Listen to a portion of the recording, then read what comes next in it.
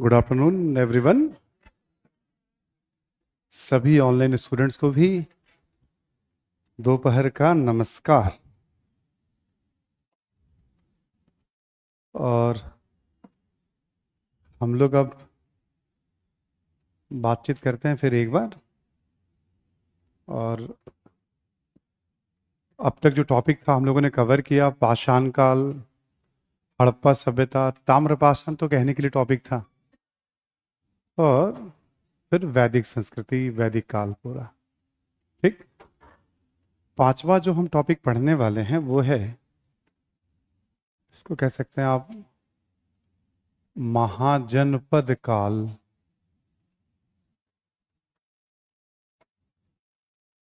या बुद्ध काल या सूत्र काल।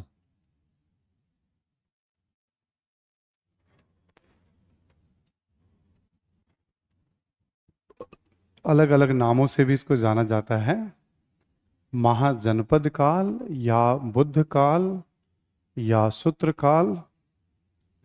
और इसका टाइम पीरियड हम लोग देखें तो ये है 6ठी सदी ईसा पूर्व, 6th century BC से 4th century। इसको आप ना वर्ष में नहीं बांधा जाता है कि यहां से यहां, 6ठी सदी ईसा पूर्व से 4थी सदी ईसा पूर्व, ठीक है, इस टाइम फ्रेम को लिया जाता है। फिर इसमें हम क्या पढ़ेंगे, एक बार हम इस चैप्टर में पढ़ने वाले हैं हम लोग साहित्य के बारे में, ठीक है, और अर्थव्यवस्था। इस दौर में किस प्रकार की अर्थव्यवस्था है, समाज, राजनीति और धर्म के बारे में क्या क्या पढ़ने वाले हैं हम लोग। साहित्य, अर्थव्यवस्था, समाज, राजनीति और धर्म के बारे में पढ़ेंगे हम, ठीक है। ये जो धर्म आपका टॉपिक है ये बड़ा स्पेशल टॉपिक है एग्जाम के पॉइंट ऑफ व्यू से। प्रारंभिक परीक्षा में लगभग हर एक वर्ष इससे एक प्रश्न पूछे जाते हैं, धर्म वाले टॉपिक से, ठीक। इस वाले टॉपिक से, इसमें बौद्ध धर्म, जैन धर्म, काफी कुछ है इसमें। टाइम टेकिंग है आपका ये 2 क्लास तो लेके चला ही जाएगा केवल धर्म, बाकी सब तो संभव हो एक क्लास में निपट जाए, ठीक है, नहीं भी थोड़ा बहुत, बट केवल धर्म धर्म 2 क्लास लेगा, है ना। इसमें बौद्ध धर्म बहुत डिटेल में, जैन धर्म पढ़ेंगे हम, बाकी और भी संप्रदायों के बारे में पढ़ेंगे हम। प्रारंभिक परीक्षा में भी इससे प्रश्न है और मुख्य परीक्षा में भी इससे प्रश्न है, ठीक है, मेंस में भी इससे क्वेश्चन आते हैं। तो कल मैंने कहा था पूरा रिवीजन करने के लिए, कर लिया क्या आप लोगों ने? थोड़ा बहुत मैं कुछ लिखने के लिए कहूँ तो आप लिखने की स्थिति में रहेंगे क्या आज? 2-2 मिनट, ज़्यादा नहीं। किस कोई टॉपिक बोला, आपको कितना याद है, बस चेक करने के लिए। चलिए मैं बीच में या लास्ट में देखूंगा, कुछ आप फिट हैं तो मैं कुछ 10-5 मिनट आपका एक एक्सरसाइज करा लूंगा मैं, है ना। साहित्य, हम देखो ऐसे भी सिलेबस में कहा गया साहित्य पढ़ने के लिए, हम पढ़ते भी हैं क्योंकि साहित्य से ही सारी जानकारी हमें मिलती है, ठीक है, साहित्य से ही हमें सारी जानकारी। तो हम क्या करते हैं, पहले इस दौर के साहित्य कौन कौन से इस काल के साहित्य हैं, जरा उसका एक फैक्चुअल परिचय ले लेते हैं हम लोग, ठीक है। लिखें आप जरा, साहित्य के बारे में हम लोग बात कर रहे हैं इस अवधि 6ठी से 4थी सदी ईसा पूर्व के। साहित्य में पहला आप लिख लेंगे आप, वेदांग।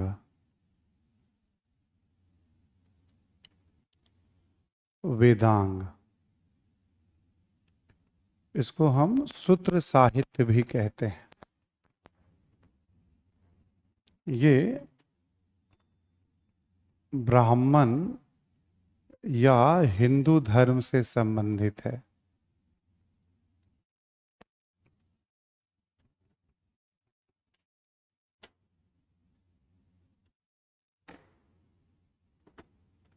ये ब्राह्मण या हिंदू धर्म से संबंधित है। हिंदू धर्म के लिए ही कई बार आप ब्राह्मण धर्म शब्द भी सुनेंगे आप, है ना, प्राचीन काल में। ठीक है।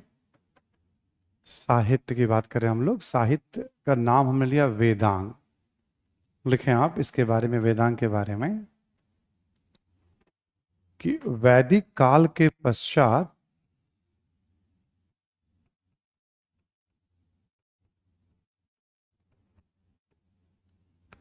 वैदिक काल के पश्चात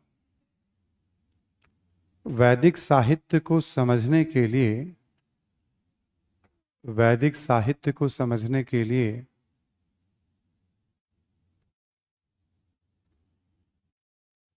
वैदिक साहित्य को समझने के लिए वेदांग वेदांग की रचना की गई। वेदांग की रचना की गई, वेदों के अंग की रचना की गई। कल मैंने एक शब्द यूज किया था वेदांत, याद है ना सभी को? उपनिषद के लिए वर्ड यूज किया गया है, उपनिषद को वेदों का अंत। अभी क्या हुआ, वेद थे मंत्र के फॉर्म में, सब छोटे छोटे, उसको समझाने के लिए ब्राह्मण ग्रंथ आ गए, उपनिषद ग्रंथ आ गए, विस्तार बहुत हो गया। फिर वो कितना विस्तार, कैसे इसको संक्षेप किया जाए, और थोड़ा भाषा भी चेंज हुआ। वेदों की जो भाषा थोड़ा वैदिक संस्कृत है, वो टफ संस्कृत है, और एक जो हम लोगों की भाषा जो संस्कृत है, लौकिक संस्कृत कहते हैं इसको हम। तो उस समय की संस्कृत भाषा में उसको समझने के लिए वेदांग की रचना, तो वैदिक काल के पश्चात वेदों को समझने के लिए वेदांग की रचना की गई। ठीक, लेकिन आप इसके 6 अंग है, 6।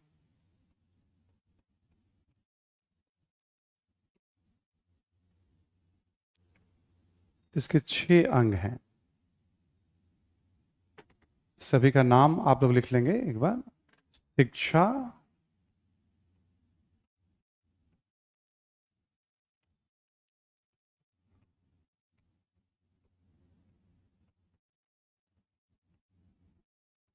ये बेसिकली शिक्षा पे जो किताबें लिखी गई वो था कि कैसे शुद्ध उच्चारण करें, इस बात को सिखाने के लिए किताब लिखी गई। मंत्र वगैरह पे देखेंगे आप, उसके उच्चारण पे बड़ा बल दिया जाता है, कैसे मंत्रोच्चारण हो रहा है। ठीक, तो शिक्षा नामक वेदांग में 6 अंग हैं। एक हो गया शिक्षा, क्यों शिक्षा पे किताबें लिखी गई? शुद्ध उच्चारण के लिए। दूसरा है व्याकरण, ये हुआ भाषा संबंधी नियम के लिए।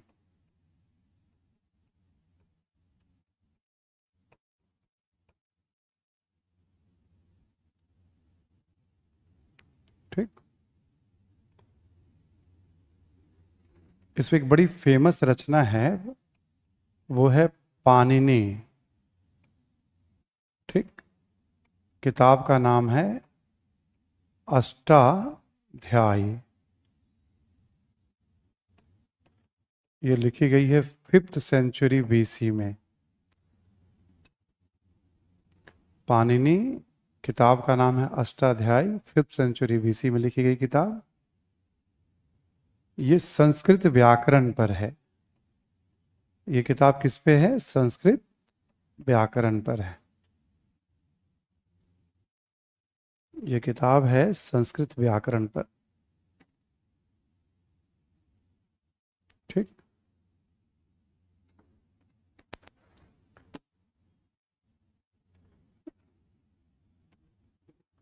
ठीक है। उसके बाद देखें आप निरुक्त।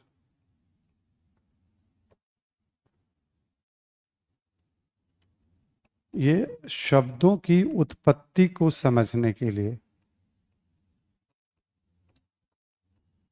शब्दों की उत्पत्ति को समझने के लिए।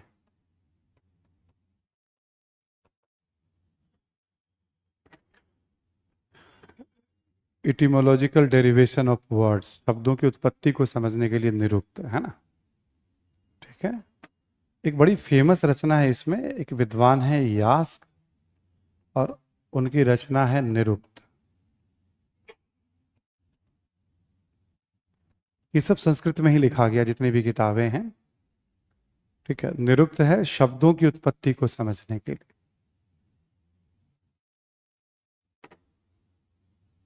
यास्क एक लेखक हैं, उनकी रचना है निरुक्त।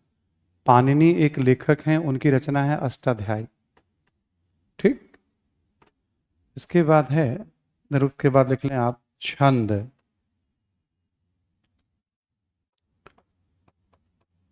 गायन के लिए।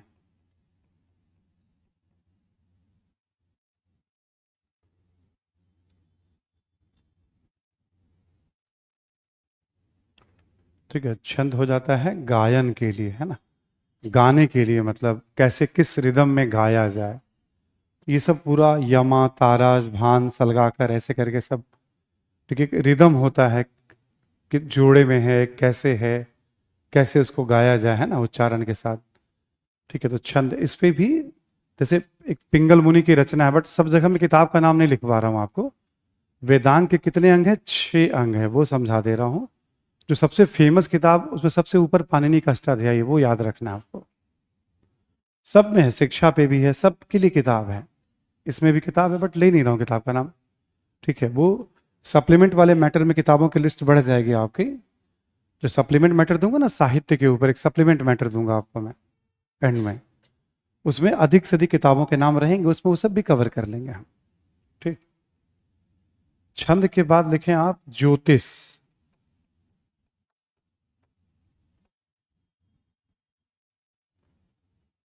कोई भी यज्ञ पूजा पाठ वगैरह करना हो तो उसका शुभ मुहूर्त क्या होगा?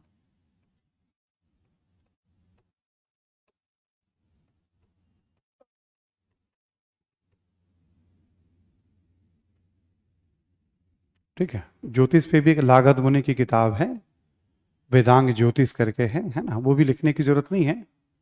ठीक है, उसको बस ऐसे ही रहने दीजिए आप। 6 आपके हो गए, ऐसे 5 हो गए आपके। वेदांग में 6 अंग है, तो 5 अंग ये हो गए। और छठा जो 6 जो किताब है वो है कल्प। कल्प जो है 3 भागों में बटा हुआ है, स्रोत, सूत्र, गृह सूत्र और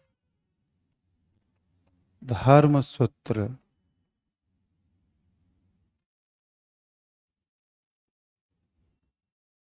कल्प जो है 3 भागों में बटा हुआ है, स्रोत सूत्र, गृह सूत्र, धर्म सूत्र। ठीक, स्रोत सूत्र में क्या दिया गया है? इसमें यज्ञ से संबंधित नियम। अब जो नियम चलता है ना हमारे समाज में, हिंदू समाज में, वो सब इससे संचालित होता है मैक्सिमम। यज्ञ से संबंधित नियम, कौन कौन यज्ञ हैं, उसके नियम क्या होंगे। ब्राह्मण ग्रंथों में भी था, वेदों में भी था। आम लोग कैसे समझेंगे उस समय संस्कृत की भाषा? सब वेद को बना करके ही आगे राइटिंग चलता रहा है, वेदों को रख करके। गृह सूत्र में है परिवार, गृहस्थ से संबंधित नियम।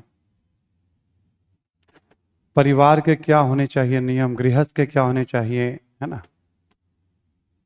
पति पत्नी हैं तो भाई किस तरह से घर में यज्ञ पूजा पाठ वगैरह, कैसे जीवन जीना चाहिए, मतलब। ठीक है, और धर्म सूत्र में है सामाजिक राजनीतिक नियम, जैसे वर्ण व्यवस्था का क्या नियम होगा। ठीक है, धर्म सूत्र में है सामाजिक राजनीतिक नियम, राजा का क्या कर्तव्य होगा। यहां पे कर्तव्यों के नियमों की बात इसमें की गई, मतलब हिंदू समाज कैसे चलेगा उसके लिए, मतलब। ठीक है, तो इसको इसको खास करके ABC को धर्म सूत्र, इन सब के लिए एक वर्ड भी यूज किया जाता है कभी कभी किताबों में, धर्म सूत्र हैं, धार्मिक नियम है। एक स्मृति ग्रंथ सुनते होंगे आप, जैसे मनुस्मृति, नारद स्मृति। मनुस्मृति तो सभी ने सुना होगा कभी ना कभी, मनु का नाम। तो जितनी भी स्मृतियां हैं ना, वो भी रूल बुक है, और ये भी रूल बुक है, नियम। दोनों को मिला देंगे हम, सूत्र साहित्य को और स्मृति साहित्य को, दोनों को हम मिला देंगे हम, तो हिंदू समाज में इसी को शास्त्र कहा जाता है। शास्त्रों में ऐसा कहा गया है, यानी रूल बुक में, नियमावली में। समझ में आ रही है बात सभी को? ठीक है, ये नियम है, रूल बुक है, कैसे जीवन जीना चाहिए उसके बारे में नियमों से बंधा हुआ है ना। पूजा पाठ की विधि से, मंत्रोच्चारण, यज्ञ, इन सबसे बंधा हुआ है। ठीक, तो एक तरह से नियम रख दिया गया। तो सूत्र लगा हुआ है, धर्म सूत्र भी कहते हैं इसको हम लोग। इन सबको क्या कहते हैं हम? एक तरह से धर्म सूत्र वैसे एक अलग है, बट सबको भी धर्म सूत्र कहते हैं मोटे तौर, क्योंकि नियम है। बाकी सब में अलग अलग मकसद से था, ये जीवन कैसे जीना है उस संबंध में नियम है। ठीक, तो ये सारे ग्रंथ और जो स्मृति ग्रंथ है, दोनों को मिला करके हिंदू धर्म में कहा जाता है शास्त्रों में ऐसा कहा गया। तो शास्त्र कौन सा होगा? ये है शास्त्र। ठीक है, शास्त्र सब सुनते होंगे ना, शास्त्रों में ये कहा गया है। उस दौर में नियमों का संकलन किया गया, जो उस दौर के विद्वान थे, ठीक है, कि भाई ऐसे जीवन जीना चाहिए। लोगों ने नियम बनाए वेदों को आधार में रख करके। अब वेद पुराना हो गया ना, समय के साथ साथ नियम की व्याख्या अपने हिसाब से लोग करते चले जाते हैं। पुराणों में एक नई व्याख्या हो जाएगी, फिर उसके बाद जैसे जैसे दौर बदलता है नई नई व्याख्याएं। तो आप देखोगे हिंदू धर्म में किसी एक ग्रंथ नहीं है कि हाँ यही एकमात्र ग्रंथ है। हिंदू धर्म में देखोगे आप, धर्म ग्रंथों का पूरा एक भंडार है, और समय समय पे नए नए धर्म ग्रंथ आपको उसमें दिखते जाएंगे। तो धर्म ग्रंथों में भी आपको परिवर्तनशीलता दिखेगी। ये जो परिवर्तनशीलता है, कहीं ना कहीं आप देखोगे हिंदू समाज के जीवन में भी समय के हिसाब से बदलाव दिखते रहेगा आपको हिंदू समाज में। परिवर्तनशीलता का अपना एक मैसेज भी तो है ना, समय के हिसाब से कुछ ना कुछ बदलाव को स्वीकार भी करते रहता है समाज। ठीक है, तो ये हो गए आपके 6 अंग। इस 6 अंग को क्या कहते हैं? वेदांग। सभी को क्या कहते हैं? वेदांग। इसकी रचना क्यों की गई? वेदों को समझने के लिए। ठीक, शिक्षा, व्याकरण, निरुक्त, छंद, ज्योतिष, कल्प, 6 आपके हो गए। कल्प को 3 हिस्सों में बांट कर पढ़ा जाता है, श्रौत, गृह और धर्म। ये खास करके इसमें नियम सारे भरे हुए हैं, रूल भरे हुए हैं। ये रूल बुक हो गया आपका एक तरह से। जो शास्त्र शब्द चलता है, तो इसके लिए शास्त्र बहुत इस्तेमाल होता है, और आगे चल करके स्मृतियों के लिए इस्तेमाल होता है। ठीक, नियमावली का इस्तेमाल होता है, शास्त्र है ना।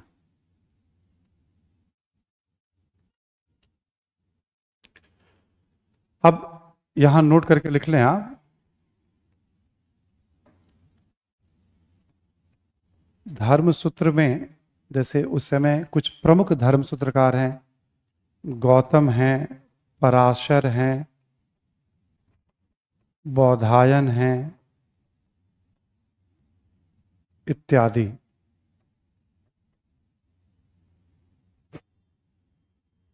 जिन विद्वानों ने धर्म सूत्रों को आकार दिया, ठीक, धर्म सूत्रों को संकलन करने वाले, व्याख्या करने वाले,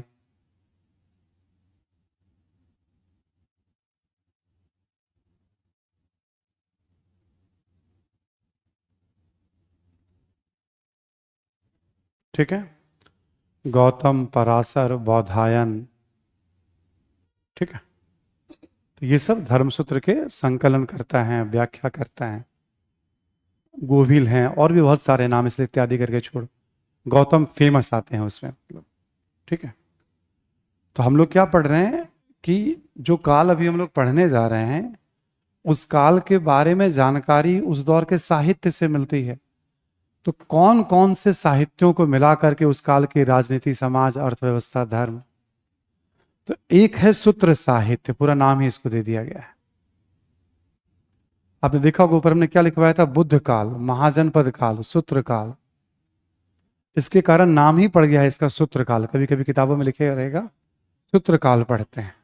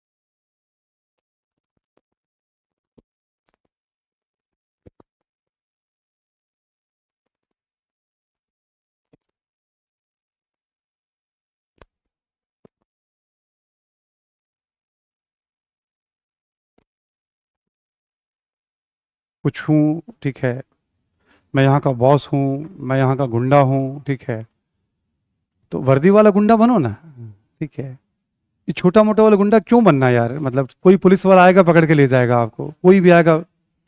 गुंडा बनो तो कायदे का गुंडा बनो, वर्दी वाला बनो, ठीक है, एक ठीक ठाक होना चाहिए। मतलब फिर क्या होता है, कभी कोई इशू हो 2 मिनट के अंदर, मतलब ठीक है, संस्था, अरे संस्था में क्या क्या भाई, संस्था, अब मान लो मैं सड़क पे आ जा रहा हूँ, अभी 3-4 दिन पहले ही कार से किसी ने, बाइक वाले ने मेरे कार में आके मार दिया, ठीक है। तो हमने कहा भाई देख के चला कर, ठीक है। 3-4 बाइक वाले उनके गैंग थे, सब लोगों ने मुझे घेर लिया, ये पास की बात है, ठीक है, वहां घेर लिया एकदम से, चारों तरफ से बाइक ऐसे पकड़ के एकदम की भाई, ठीक है, नहीं नहीं आप, जो तरीका होता है। अब एक चीज बहुत क्लियर है उम्र के इस पड़ाव पे कि रोड रेज बेकार की चीजें होती हैं। मतलब रोड पे, सड़कों पे इस तरह का बहस करना, मतलब आप, ठीक है, गलती चाहे किसी की भी हो, आप विनम्रता से उसको हैंडल करिए। हमने समझाया, बताओ, ठीक है, बात खत्म हो गई। अब वहां पे उसको क्या बहादुरी दिखाना और क्यों दिखाना उसको बहादुरी, जब वो उस मिजाज से घूम रहा है सड़कों के ऊपर, ठीक है। चलो मेरे जैसा आदमी है, प्यार से बात निपट गई, खत्म हो गई बात, ठीक है ना। बट यही आदत रहेगी तो अगले चौक चौराहे पे कहीं ना कहीं वो पिट जाएगा। और ऐसे इतने लोगों को पिटते हुए देखा है, जब उसी मिजाज के लोग मिलते हैं, फिर कोई उसको मारता है, फिर पुलिस, फिर मामला ऐसे होता है। तो कुछ ऐसा वाक्य, थोड़ा बहुत छोटा मोटा कुछ, जैसे जहां हम पढ़ने आते हैं वहां इन सब चीजों को इग्नोर करके पूरी तरह से पढ़ाई पे ध्यान, ठीक है। अब जब पुराने बैचेस हो जाते हैं, जो सब पहला बैच है, दूसरा बैच है, एंड हो रहा है, मतलब है ना, तो उनको लग रहा है कि मैं हूं, मतलब कुछ टाइप वाली बात है, ठीक है ना।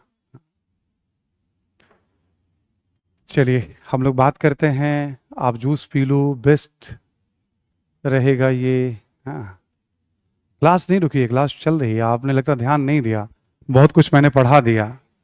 आह, अच्छा, बीच में गायब हो गया होगा थोड़ा सा, है ना। तो हम आपको क्या बता रहे थे, आपको हम वेदांग के बारे में बता रहे थे आपको, ठीक है। और हमने कहा जैसे कि अब इस दौर के बारे में, मान लो हम सोसाइटी पढ़ेंगे, हम उस दौर का समाज कैसा था, उस दौर का धर्म कैसा है, तो कहाँ से जानकारी मिलनी है हमें? साहित्य से जानकारी मिलनी है। किस साहित्य से जानकारी मिल रही है? तो वेदांग से मिल रही है, बौद्ध से मिल रही है और जैन से मिल रही है, ठीक। वेदांग से मिलेगी, बौद्ध साहित्य भी है और जैन साहित्य भी है। इन सब, आप जब आप किताब पढ़ोगे देखोगे, बौद्ध ग्रंथ में ये कहा गया है, दिग्ग निकाय में ये कहा गया है, सुत्त निपात में ये कहा है, सुत्त पिटक में ये है, भगवती सूत्र में ये है, अंगुत्तर निकाय में। जब बार बार किताबों के नाम आएंगे, करीब आर्य शर्मा में 4 चैप्टर हैं इस वाले हिस्से पे, जब बार बार किताबों के नाम आएंगे उसमें आप देखोगे आप, ठीक है ना, तो आपको लगेगा अच्छा ये किताब कहाँ से आ रहे हैं। तो इस, हम लोग अक्सर क्या करते हैं, सोर्स को या तो शुरू में या लास्ट में भी। अब हर दौर का साहित्य कुछ ना कुछ हम पढ़ेंगे, वैदिक काल से लेके, ठीक, पूर्व मध्य काल तक। और लास्ट में क्या करेंगे, सभी साहित्य को हम एक साथ एकत्रित,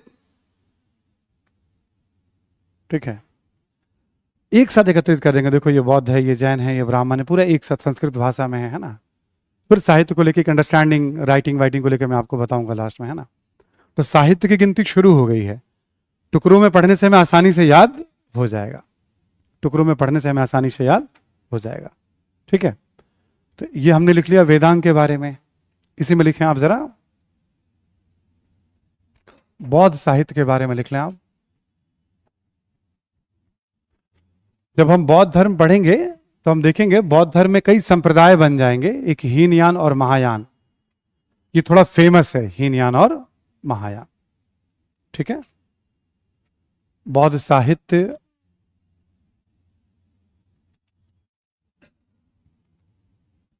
इसमें एक तरफ हम लेंगे हीनयानी साहित्य,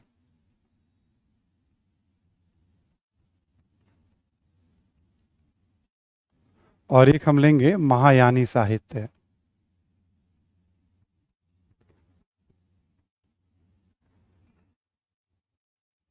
हीनयानी साहित्य और महायानी साहित्य। ठीक है, हीनयानी साहित्य में सबसे पहला जो नाम आता है, फेमस है, वो है त्रिपिटक। बौद्ध साहित्य जो है बौद्ध धर्म पे केंद्रित है ना। पहला नाम आता है त्रिपिटक। ठीक है, त्रिपिटक में 3 हिस्से हो जाते हैं। एक है आपका सुत्त पिटक। सुत्त पिटक में भगवान बुद्ध के उपदेश हैं।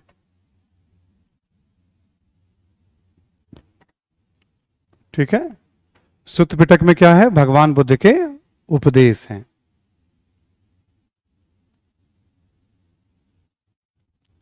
दूसरा है विनय पिटक।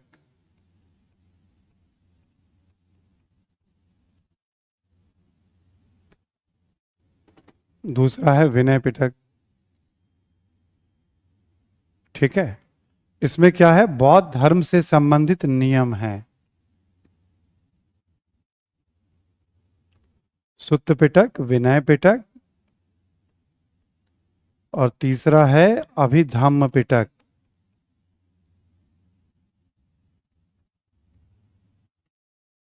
सुत्त पिटक, विनय पिटक, और तीसरा है अभिधम्म पिटक।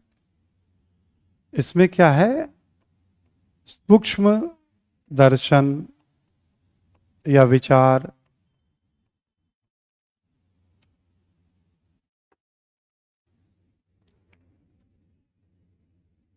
त्रिपिटक हो गया आपका सुत्त पिटक, विनय पिटक, अभिधम्म पिटक। ठीक है, तो जो सबसे महत्वपूर्ण किताब है पूरे बौद्ध धर्म की वो है त्रिपिटक। सुत्त पिटक में भगवान बुद्ध के उपदेश हैं, विनय पिटक में भगवान बुद्ध के नियम हैं, अभिधम्म पिटक में सूक्ष्म दर्शन और विचार है। ठीक है, अभिधम्म। अब इसका ना अच्छा खासा उपयोग होता है इस काल को पढ़ने में। बार बार बौद्ध ग्रंथों से ये पता चलता है। तो कौन से बौद्ध ग्रंथ से पता चलता है? कभी बौद्ध ग्रंथ लिखा रहेगा, कभी ये नाम लिखे रहेंगे। ठीक है, इसी में थोड़ा सा और इसको हम लोग आगे वो करते हैं जरा। सुत्त पिटक में, सुत्त पिटक में आप देखेंगे सुत्त पिटक जो है 5 निकायों में विभाजित है। ये भी लिखना है आपको। ठीक है,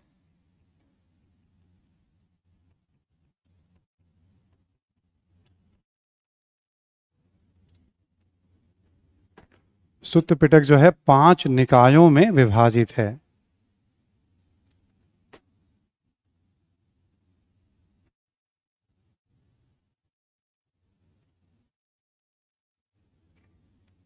ठीक है, कौन कौन से 5 निकाय हैं? बस ऐसे नाम लिख लेना है। दिघ निकाय,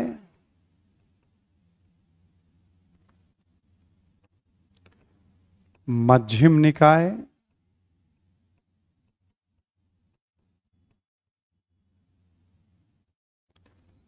संयुक्त निकाय, दिघ निकाय, मध्यम निकाय, संयुक्त निकाय, अंगुत्तर निकाय। बहुत आराम आराम से लिखिएगा, एक एक बात रिपीट करता रहूंगा, मैं समझाता रहूंगा। ठीक है, 5 निकायों में विभाजित है। ठीक है, दिघ निकाय, मध्यम निकाय, संयुक्त निकाय, अंगुत्तर निकाय और खुद्दक निकाय।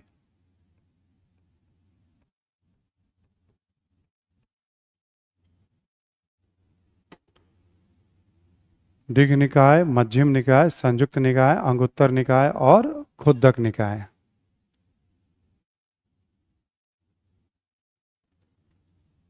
ठीक है। तो क्या हुआ, सुत्त पिटक 5 भागों में, 5 किताबों में बटा हुआ है। ठीक है। अब सुत्त पिटक के बारे में नोट करके लिख लें आप, थोड़ा सा लिख लें आप इसमें एक पॉइंट लिखे। खुद्दक निकाय, खुद्दक निकाय के अंतर्गत, खुद्दक निकाय के अंतर्गत, खुद्दक निकाय के अंतर्गत जातक,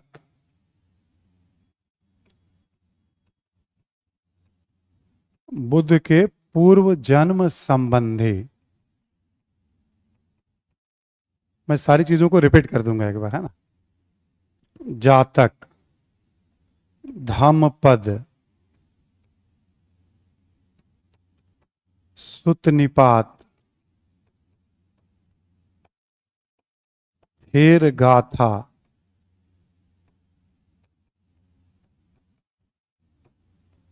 थेरी गाथा,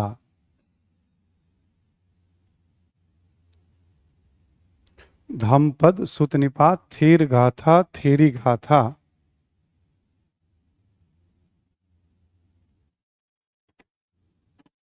इत्यादि पुस्तक है। ठीक है। जातक में 15 किताबें आती हैं, जातक कहने सॉरी, खुद्दक निकाय में 15 किताबें आती हैं।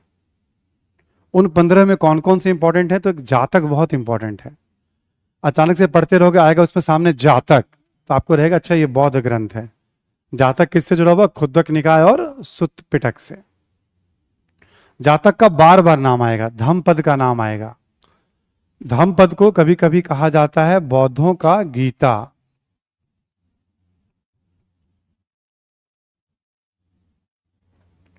धम्मपद को क्या कहा जाता है, बौद्धों का गीता। ठीक। इसमें उपदेश वगैरह बहुत दिए गए हैं ना। मैं फिर एक बार रिपीट करूं, हम लोग इस समय बौद्ध साहित्य का परिचय ले रहे हैं, कुछ इंफॉर्मेशन ले रहे हैं। ठीक है। बौद्ध साहित्य को 2 हिस्सों में बांट कर रखते हैं हम लोग, हीनयान और महायान। हम लोग अभी हीनयान की बात कर रहे हैं। हीनयान में पहला इंपॉर्टेंट क्या है, त्रिपिटक। इंपॉर्टेंट क्या है पहला, त्रिपिटक। त्रिपिटक में कितने भाग हैं, 3। सुत्त पिटक, विनय पिटक और अभिधम्म पिटक। क्रक्स बता दिया, ये मेन होता है। सुत्त पिटक जो है 5 निकायों में बटा हुआ है। ठीक। दिग् निकाय, मध्यम निकाय, संयुक्त, अंगुत्तर, ऐसे करके। ये जो खुद्दक निकाय है ना, इसके अंतर्गत 15 किताबें हैं, पतली पतली। उसमें से 4-5 का नाम यहां लिख दिया आपको, जातक, धम्मपद, सुत्त निपात, थेर गाथा, थेरी गाथा। सपोर्ट वाले मैटर में कोशिश करूंगा 15 नाम उसमें पड़ा हुआ रहे, नजर से जाता रहे। बट जातक क्यों इंपॉर्टेंट है, इसका रेफरेंस बार बार आता है। हम अलग से भी कहते हैं जातक ग्रंथों में ये कहा गया है, कह सकते हैं हम, बट जातक पाठ है सुत्त पिटक का, खुद्दक निकाय का। ठीक है। त्रिपिटक 3 पिटक हो गया, पिटक यानी बास्केट, पिटारी। बुद्ध के उपदेशों का 3 भागों में विभाजन है, सुत्त पिटक, विनय पिटक और अभिधम्म पिटक। ठीक। तो हमने ये सुत्त पिटक के बारे में लिख लिया, थोड़ा सा विनय पिटक के बारे में लिख लें आप। सुत्त पिटक के बाद लिखें आप विनय पिटक।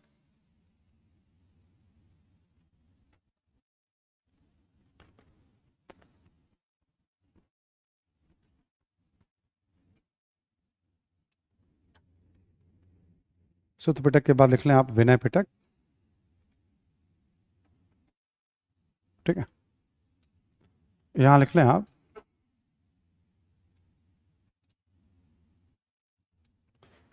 पातिमोक्ष।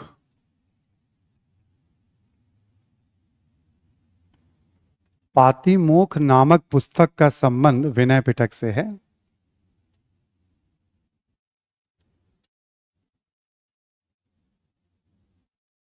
पातिमोक्ष नामक पुस्तक का संबंध विनय पिटक से है।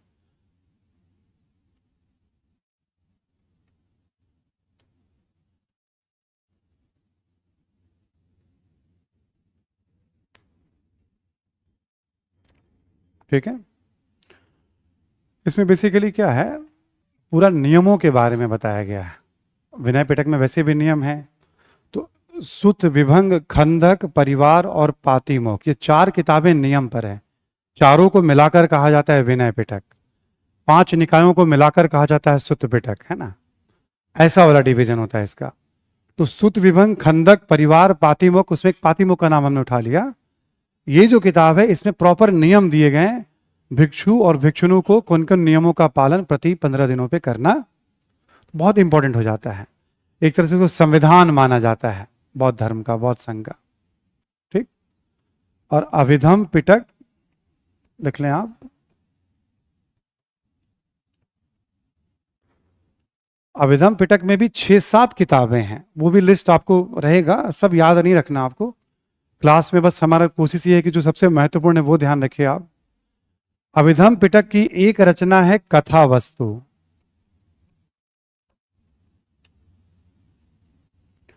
अभिधम पिटक की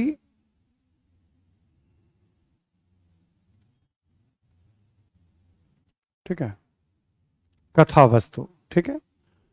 तो हमने त्रिपिटक से संबंधित कुछ किताबों के बारे में, जो 3 भाग हैं, उसके अंदर कौन कौन सी किताबें आती हैं। इसमें भी 7 रचनाएं, 6 या 7 रचनाएं अभिधम पिटक में। एक किताब हमने इसमें लिया, ये बहुत इंपॉर्टेंट है, उसका नाम है कथा वस्तु। तो कथा वस्तु, पातिमोक्ष की जितने भी नाम आ रहे हैं सब ये बौद्ध हीनयानी साहित्य से संबंधित। हीनयान महायान हम आगे पढ़ने वाले हैं अभी हम लोग। हम बस डिवीजन इसलिए कर दिया ताकि थोड़ा सा आपको सुविधा रहे, आगे जब हम पढ़ेंगे तो बताएंगे देखो हीनयान में हमने ये पढ़ा था, महायान में हमने ये पढ़ा था, है ना। मैक्सिमम इसी में जानकारी, इसके बाद ज्यादा जानकारी नहीं है। तो हम लोग अभी क्या पढ़ रहे हैं इस समय, पहला हमने क्या देखा, त्रिपिटक। त्रिपिटक की ऐसे करके हमने रेखाएं बना ली यहां पे, है ना। त्रिपिटक के बाद एक के बाद लिख लें, सब चल रहा है हीनयानी साहित्य में। ये हो गया आपका ए त्रिपिटक। बी में लिख लें आप मिलिंद प्रश्न।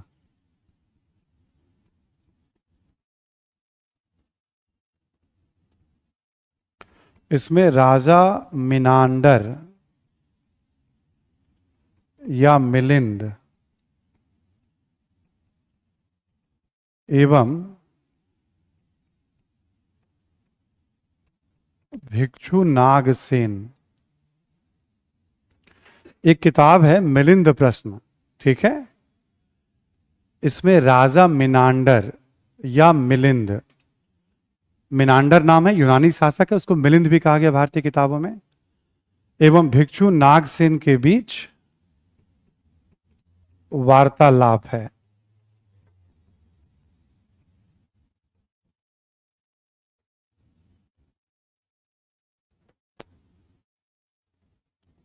राजा मिनांडर या मिलिंद एवं भिक्षु नागसेन के बीच वार्तालाप है। ठीक है।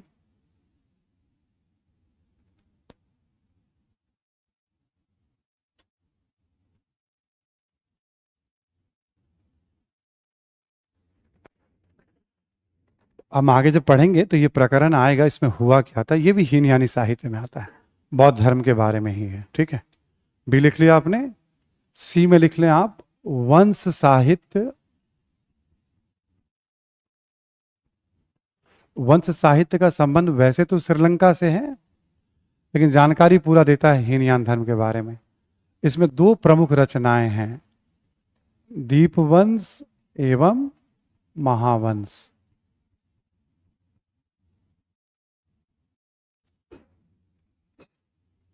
दीपवंश एवं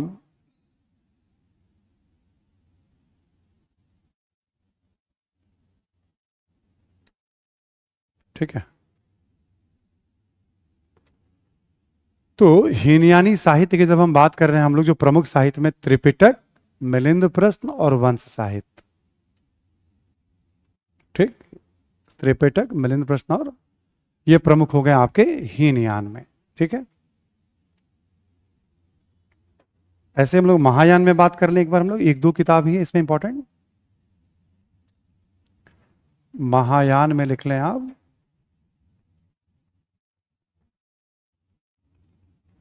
एक, लिख लें आप ललित विस्तार।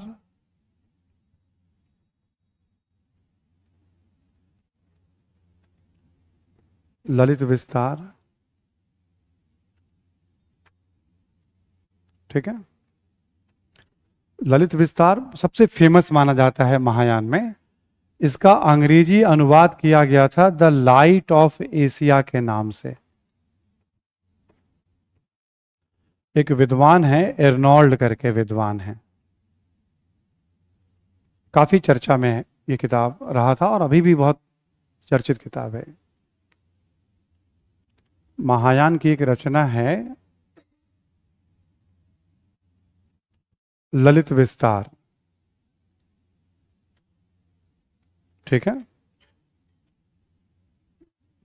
और भी अन्य किताब है जो आपको लिस्ट में मिल जाएगा, ये एक नाम आप ध्यान रखिएगा। बाकी सारी किताबें आपको सप्लीमेंट मैटर जब लास्ट में साहित्य पे प्रोवाइड करेंगे आपको हम। यहां मैंने जितने नाम लिए ना, वो सारे नाम किताबों में सोर्स के तौर पे इस्तेमाल किए जाते हैं। नाम तो भी और हैं इसमें बहुत सारे, तो जिसका बार बार इस्तेमाल होता है ना, वो नाम पता होना चाहिए कि हाँ, इन किताबों का यूज किया गया इतिहास को लिखने में, हम जो पढ़ रहे हैं। तो वो नाम कम से कम हमारी समझ में होना चाहिए, क्योंकि इन किताबों के आधार पर ही तो हमें उस काल की जानकारी मिलती है। तो एक तो हो गया वेदांग साहित्य, दूसरा हो गया बौद्ध साहित्य में हीनयान, और महायान में भी अभी 6-7 किताबें और हैं। सधर्म पुंडरिक है, अष्टसहस्त्रिका प्रज्ञा पारमिता है, ऐसे करके और भी किताबें हैं इसमें, बट वो सप्लीमेंट मैटर के तौर पे रहेगा, ये आपको ध्यान रखना है। तो ब्राह्मण साहित्य हो गया, बौद्ध साहित्य हो गया, एक है आपका जैन साहित्य। लिखें आप जरा जैन साहित्य के बारे में। जैन साहित्य को आगम भी कहते हैं। जैन धर्म से संबंधित साहित्य को आगम भी कहते हैं, जैन साहित्य को, ठीक है।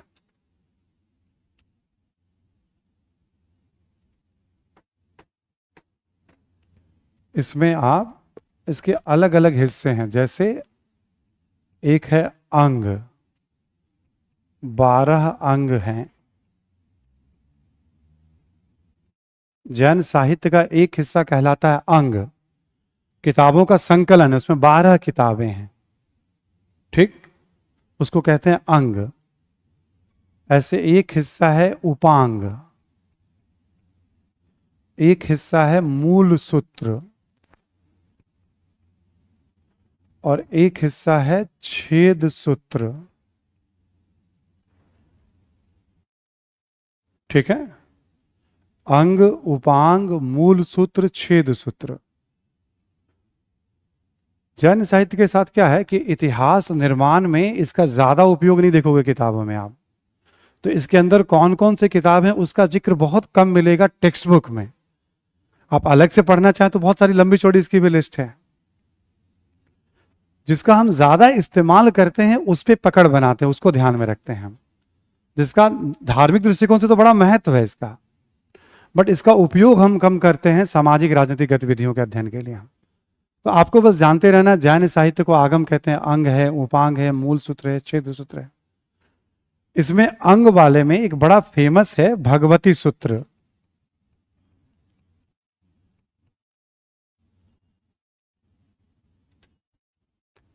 बारह किताब में एक किताब है भगवती सूत्र, ठीक है, इंपॉर्टेंट है ये भगवती सूत्र। इसमें 16 महाजनपदों का उल्लेख मिलता है।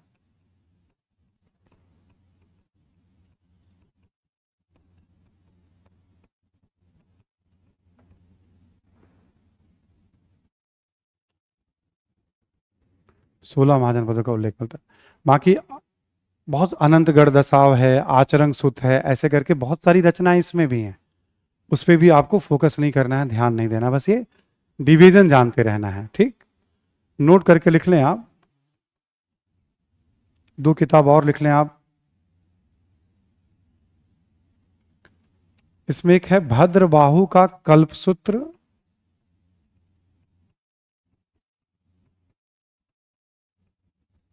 और एक हेमचंद्र का परशिष्ट पर्वन।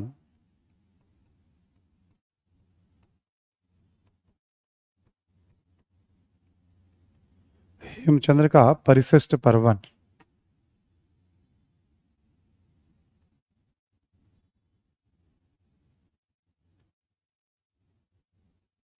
ठीक है, भद्रबाहु का कलसूत्र, हेमचंद्र का परिशिष्ट पर्वन।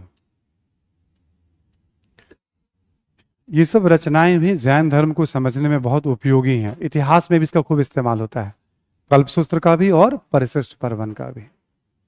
ठीक है, धर्म ग्रंथों की श्रेणी में ये आते हैं आपके। जैन साहित्य में ये भी आते हैं, बाद की रचनाएं हैं, समझने में उपयोगी, इसलिए दोनों नाम हमें ध्यान रखना है। एक ये नाम, 3 नाम पहली नजर में आपको ध्यान रखना है जैन धर्म। एक बार जरा देख जाइए आप, टोटल वेदांग से लेकर यहां तक कौन कौन सा साहित्य आपने कॉपी में लिखा है, देख जाइए आप लोग एक बार, फिर हम लोग आगे चलेंगे।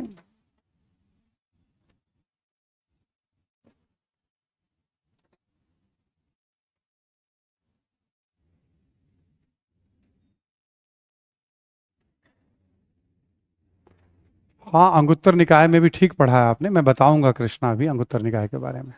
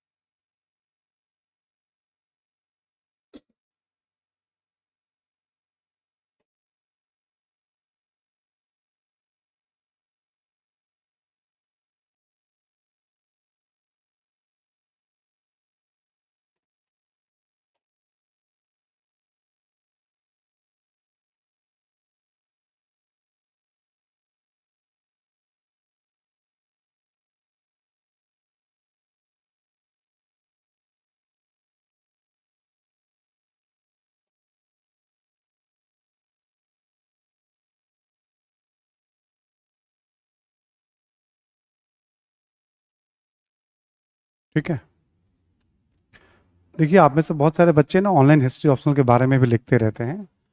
यहाँ पे मैं ऑप्शनल नहीं पढ़ाता हूँ और ये जीएस वाली क्लास है, तो क्लास में ऑप्शनल की बात करने का भी कोई बहुत लॉजिक है नहीं। हर बच्चों का अलग अलग बैकग्राउंड है, अलग अलग सब्जेक्ट है ना। ऑलरेडी अपने केजीएस के मंच पे एक ऑप्शनल की क्लास चलती है, एक टीचर लेते हैं, आप एक बार इंक्वायरी कर लीजिएगा। किसी को पढ़ना हो तो आप देख लीजिएगा, वहाँ वो करा रहे हैं वो, ठीक है ना। मतलब मैं नहीं पढ़ाता हूँ, ठीक है, तो आप ना मुझसे पूछिए ना मुझसे चर्चा कराइए आप उसके बारे में, ठीक है। हाँ, क्लास के बाद व्यक्तिगत रूप से कुछ पूछेंगे तो बता दूंगा आपको मैं। तो इतने सारे बच्चे हैं ना, सबका अलग अलग बैकग्राउंड है, सबका हिस्ट्री ऑप्शनल तो है नहीं कि मुझे बात करनी है उसके ऊपर, ठीक है। तो बहुत सारे बच्चे लिखते रहते हैं ना। आइए हम लोग आगे बढ़ते हैं। हम लोग अभी हमने क्या बताया था, साहित्य पढ़ेंगे, फिर अर्थव्यवस्था, फिर समाज, फिर राजनीति, फिर धर्म। एक विकेट तो निकाल लिया इसका हमने, ठीक, साहित्य निकाल लिया हमने। अर्थव्यवस्था में लिखें आप बुद्धयोगीन अर्थव्यवस्था।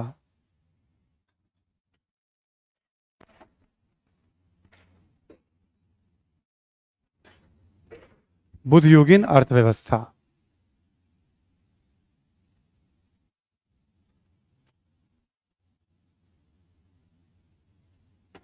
ठीक है। अर्थव्यवस्था में अब सेम पॉइंट चलेगा हमारा फिर एक बार, जैसे हमने उत्तर वैदिक काल में पढ़ा था। लिखें आप जरा कृषि के बारे में।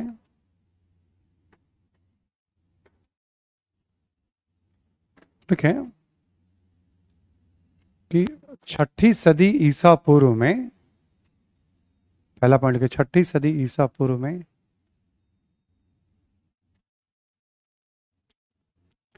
गंगा के मैदानी क्षेत्रों में, गंगा के मैदानी क्षेत्रों में बड़ी संख्या में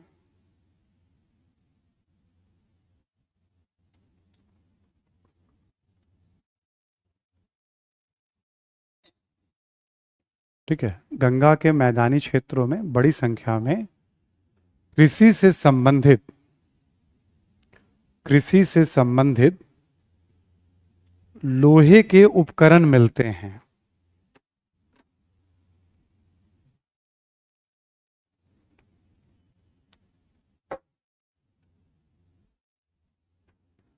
कृषि से संबंधित लोहे के उपकरण मिलते हैं।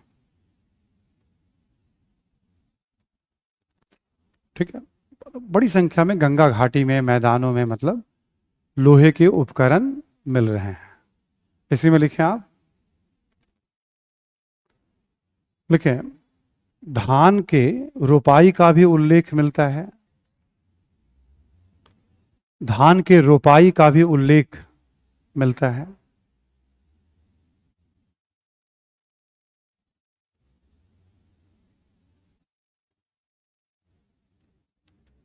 तथा दासों एवं श्रमिकों को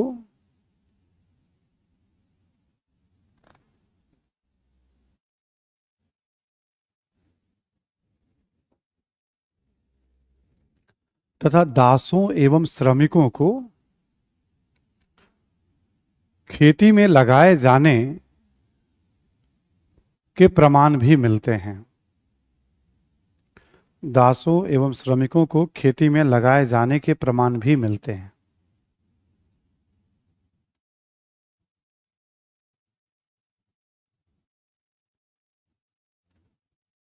ठीक है, खेती में लगाए जाने के प्रमाण भी मिलते हैं। अगला पॉइंट लिखें आप, बड़ी संख्या में नगरों के साक्ष्य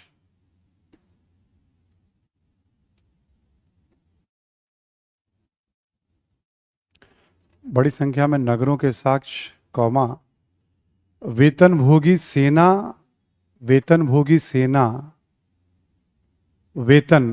सेना एवं अधिकारियों की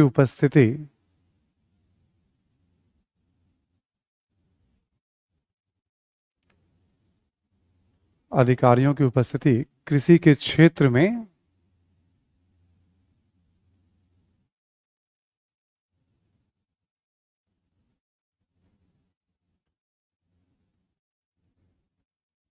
ठीक है, अधिकारियों की उपस्थिति कृषि के क्षेत्र में अधिशेष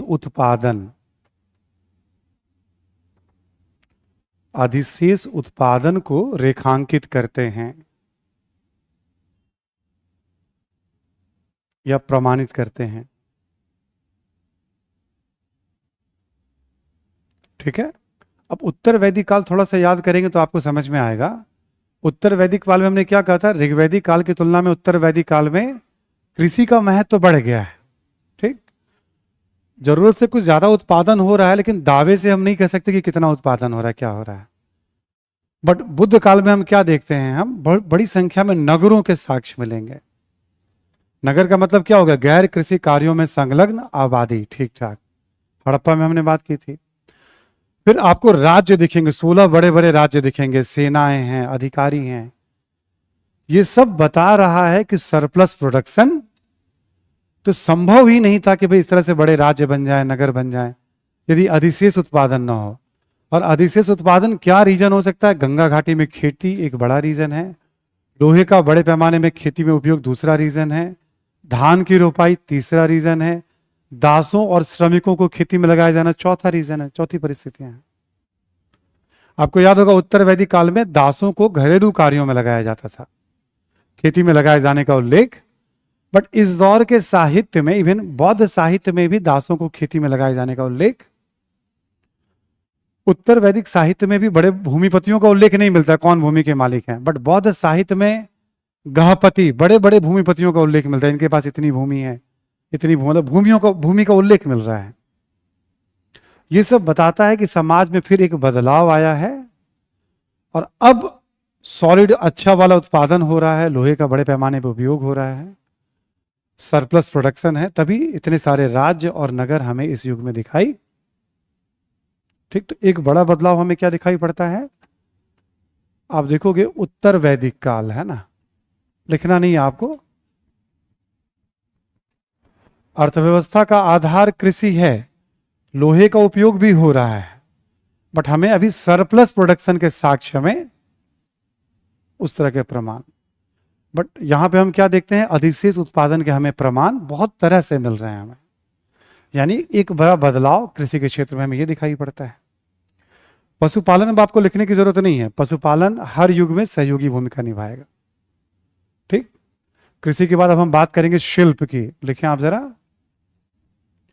बुद्ध युगीन शिल्प की बात करेंगे हम लोग।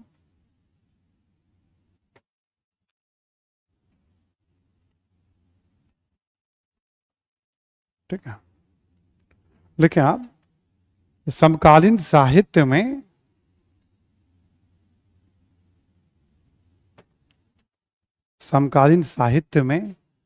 बड़ी संख्या में शिल्पों का उल्लेख मिलता है।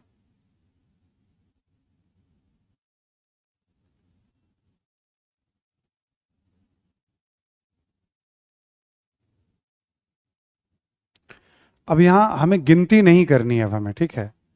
पिछले जितने भी शिल्प है ना, मतलब कपड़ा पे काम हो, बर्तन पे हो, लोहा, तांबा, जितने भी तरह के शिल्प है, मान लो आभूषण हो, सिक्कों का निर्माण हो, ठीक है, जिस जिस तरह के हम उपकरणों की बात कर रहे हैं, हथियार हो, सब कुछ अब शिल्प का पार्ट है। वैसे एक ग्रंथ में बताया गया, केवल राजगृह के बारे में बताया गया 18 प्रकार के शिल्प हैं वहां, तो गिनती नहीं करनी, बहुत कभी कभी का एग्जाम्पल लेंगे हम लोग। इस काल में बड़ी संख्या में हमें शिल्पों के साक्ष्य। अब आप याद करिए, जैसे धातु के शिल्प क्या होते हैं, मिट्टी के शिल्प क्या होते हैं, पत्थर के शिल्प क्या होते हैं, हाथी दांत, जितने भी आपको याद है ना, हड़प्पा में हमें कैटेगरी बनाई थी हम लोगों ने, मतलब कपड़ों पे काम। तो लिखने की जरूरत नहीं पड़ेगी आपको, बहुत इंपॉर्टेंट होगा तभी हम लिखेंगे। अब हम लिखें, इसी में लिखेंगे आप, लिखें इसी के साथ अलग अलग शिल्पों के गिल्ड या निगम।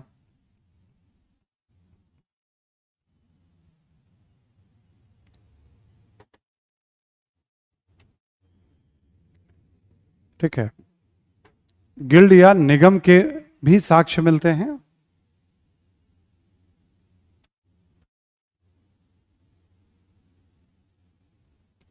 अब शिल्प इतने ज्यादा हैं कि हर शिल्प का अपना एक संगठन बनेगा। जैसे मान लीजिए हम लोग पेन बनाने का काम करते हैं, सपोज दैट, हाथ से, हम लोगों का एक ग्रुप हो गया, हम सब अपना एक संगठन बना लेंगे हम, ठीक है, ताकि हम सभी लोगों के हितों की रक्षा, जो रॉ मटेरियल आपको मिलना हो, जो कीमत आपकी मिलनी हो, मतलब एक सब संगठित होना शुरू हो जाएंगे। बर्तन वाले अपना अलग, कपड़े वाले अलग, हाथी दांत वाले अलग, आभूषण वाले अलग। इस समय गिल्ड का उल्लेख मिलना शुरू हो जाएगा, संगठन। ये बताता है बड़ी संख्या में शिल्प हैं। ठीक। उत्तर वैदिक काल में गिल्ड का उल्लेख है क्या? नहीं है। अब उत्तर वैदिक काल की तुलना में चेंज किया आ गया, तो गिल्ड के उल्लेख मिल रहे हैं। यह भी बताता है कि नंबर ऑफ क्राफ्ट बहुत ज्यादा है। इसी में लिखें, इसी के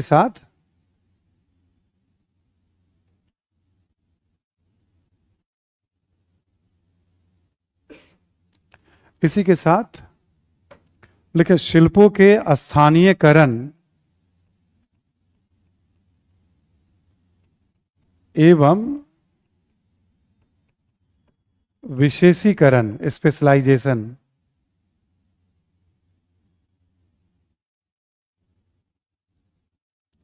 ठीक है, स्थानीयकरण एवं विशेषीकरण के भी प्रमाण मिलते हैं।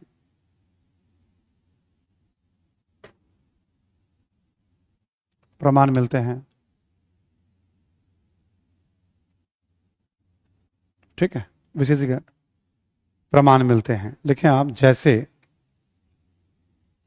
वैशाली के एक क्षेत्र में, एक जगह का नाम है, मतलब अलग सा है, सद्दलपुत है। वैशाली के एक क्षेत्र में एक साथ 500 कुम्हारों की दुकानों का उल्लेख मिलता है।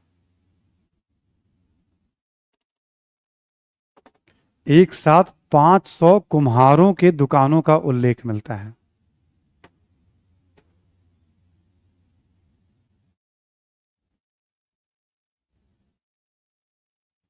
ठीक, कुम्हार मतलब एक साथ 500 दुकान है। यह बता रहा है कि वहां पे बर्तन के लिए वो क्षेत्र स्पेशलाइज हो चुका है और उसकी खास पहचान है, भाई वहां जो बर्तन बन रहा है। ऐसे ही बनारस में किताब में, बौद्ध ग्रंथ में लिखा हुआ है एक पूरा मोहल्ला हाथी दांत पे काम करने वालों का है, यानी हाथी दांत पे भी काम हो रहा है उस दौर में, ठीक है, चीजें बन रही हैं। तो ये बताता है कि स्पेशलाइजेशन, लोकलाइजेशन। तो बुद्ध काल की क्या विशेषता देखोगे शिल्प के क्षेत्र में? गिल्ड, निगम, विशेषीकरण, स्थानीयकरण, ये सब परिवर्तन है शिल्प के क्षेत्र में, ठीक है। कृषि और शिल्प। अब लेटर वैदिक काल में देखोगे आप शिल्प, आपको याद होगा हमने क्या बताया, शिल्पों की कुछ संख्या बढ़ी, कुछ नए शिल्पों का उल्लेख, बस दो चार बातें बता के छोड़ दी थी। यहां ना गिल्ड आया था ना स्थानीयकरण की बात हमने, तो चेंजेस है, स्थानीयकरण, गिल्ड का आना, इसकी तुलना में ये बदलाव को रेखांकित करता है।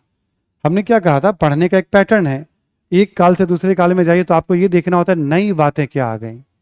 आपको लिखना हो किस प्रकार के शिल्प प्रचलित है तो आप बता सकते हो, धातु के शिल्प थे, लोहे के बहुत सारे, ठीक है, घरेलू उपकरण बनते थे, खेतों के उपकरण बनते थे, हथियार, किसी को पेज भरना हो, शब्द भरने हो, खूब लिखने की इच्छा करती है ना, तो आप केवल लोहे का बात करना शुरू कर दो। हाँ, फिर बड़ी संख्या में हमें लोहे के अलग अलग उपकरणों के साक्ष्य, कुछ घरेलू उपकरण के साक्ष्य मिलते हैं, कुछ कृषि संबंधी उपकरण के साक्ष्य मिलते हैं, और बहुतायत में हथियारों के प्रमाण मिलते हैं, ठीक है। जिन राज्यों के पास लोहे का सोर्स था उनकी स्थिति इस समय काफी मजबूत। अब हमने बात करी एक लोहा पे और हमने 50 शब्द खर्च कर दिए। मिट्टी के बर्तन की परंपरा बहुत पुरानी है, हमें ऋग्वैदिक काल, उत्तर वैदिक काल में भी दिखाई पड़ता है। उत्तर वैदिक काल में जो मिट्टी के बर्तन बनते थे वो इस दौर में भी जारी हैं। इस समय एक नए प्रकार के मिट्टी का बर्तन हमें दिखाई पड़ रहा है। आपको याद होगा हमने लिखवाया था NBPW, याद है हमने लिखवाया था NBPW, और इसके साक्ष्य वहीं मिलते हैं जहां लोहे के साक्ष्य, ठीक है। तो अब जैसे हमने बात करना शुरू किया, मान लो मिट्टी के बर्तन के बारे में, निश्चित तौर पर मिट्टी की मूर्तियां भी बनती होंगी, बट बहुत हमें उसके प्रमाण, तो कॉमन सेंस में पता चला, हम बात करते करते 1.5 पेज हम शिल्प पे लिख के चले जाएंगे हम, बट कुछ होना नहीं है उससे। इतिहास के बच्चे जब पढ़ते हैं तो टीचर क्या करता है, नॉर्मली एक किसी क्वेश्चन का आंसर लिखा के छोड़ देगा, बच्चे उसको याद करते रहते हैं। बच्चे को एक बार तरीका समझ में आ जाए कि आंसर को विस्तार कैसे देना होता है, तो जब स्टूडेंट चाहे उसको 1.5 पेज में विस्तार दे सकता है और खींच के 1.5 लाइन में कर सकता है। जरूरत इस कला की होती है, जरूरत याद करने की नहीं होती है। सुन पा रहे ना सभी लोग? क्योंकि ये उतना जितना मैं बता रहा हूं वही पर्याप्त आपके जीएस के लिए है। जब ऑप्शनल वगैरह जब हम पढ़ाते थे तो वहां पे भी बहुत ज्यादा नहीं पढ़ाते थे, कभी किसी की कॉपी बहुत ज्यादा नहीं रहती थी, जब हम कभी पढ़ाया करते थे तो बहुत मिनिमम बस आइडिया दे देते थे। यदि आपको फैलना हो, विस्तार लेना हो, तो कैसे लेंगे आप, किस तरह की बुद्धि का इस्तेमाल करेंगे आप, क्योंकि आप बहुत पढ़ के तो जा ही नहीं सकते हैं एग्जाम में।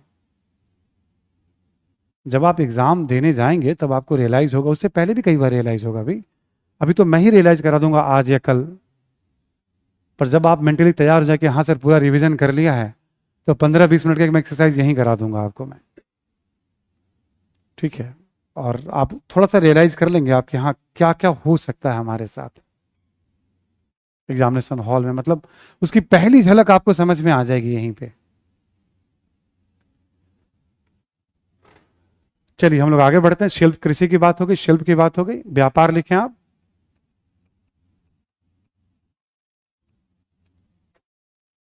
व्यापार के बारे में लिखें आप।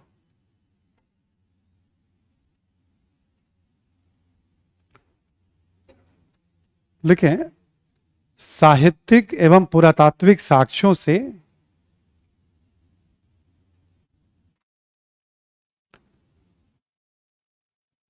साहित्यिक एवं पुरातात्विक साक्ष्यों से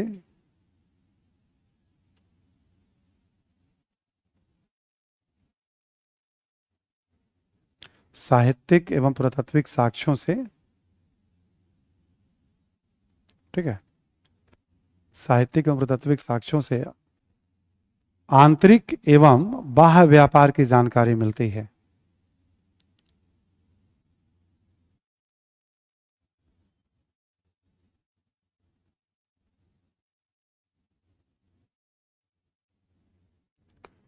आंतरिक एवं बाह्य व्यापार की जानकारी मिलती है,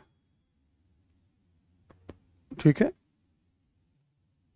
इसी में लिखें, जातक ग्रंथ में, जातक ग्रंथ में जातक ग्रंथ में ताम्रलिप्ति बंदरगाह से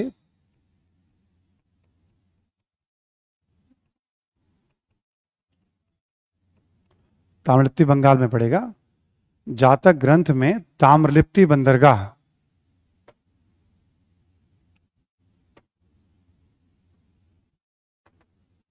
जातक ग्रंथ में ताम्रलिप्ति बंदरगाह से, ठीक, जातक ग्रंथ में ताम्रलिप्ति बंदरगाह से दक्षिण पूर्व एशिया के साथ व्यापार का उल्लेख मिलता है। दक्षिण पूर्व एशिया के साथ व्यापार का उल्लेख मिलता है।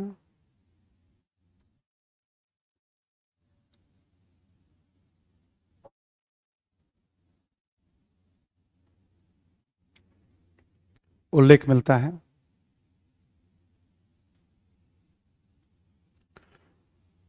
लिखिए अन्य साक्ष्यों में, अन्य साक्ष्यों में सुपारा, यह महाराष्ट्र में पड़ता है, और भृग कच्छ या भड़ौच, अन्य साक्ष्यों में सोपाड़ा, सोपारा, भड़ौच इत्यादि बंदरगाहों का भी उल्लेख है।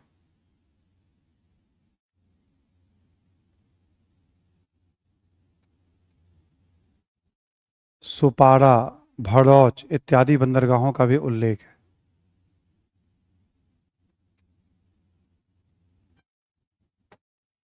ठीक है, सोपारा पड़ता है महाराष्ट्र में, भरूच पड़ता है गुजरात में, है ना। दूसरे दूसरे ग्रंथों में इन सब जगहों का भी है, सब बंदरगाह शहर हैं सब। तो इस समय समुद्री मार्ग से व्यापार, उत्तर वैदिक काल में हमने क्या देखा था, सीमित स्तर पे आंतरिक व्यापार की जानकारी, बट इस समय हम क्या देख रहे हैं, बाह्य व्यापार की भी जानकारी। तो उत्तर वैदिक काल की तुलना में ये भी चेंजेस हमें दिखाई पड़ रहा है इस काल की तुलना में, जो चेंजेस हैं। बाकी आंतरिक व्यापार तो हमेशा है। यहां भी लिखें आप, अगला पॉइंट लिखें आप,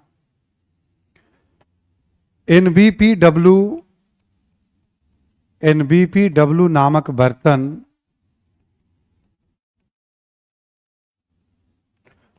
तथा लोहे के उपकरणों का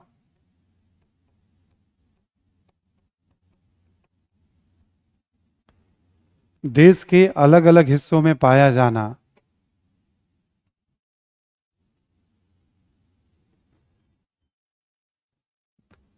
लोहे के उपकरणों का देश के अलग अलग हिस्सों में पाया जाना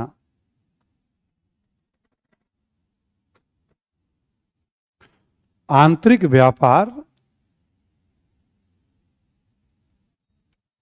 व्यापार की पुष्टि करता है।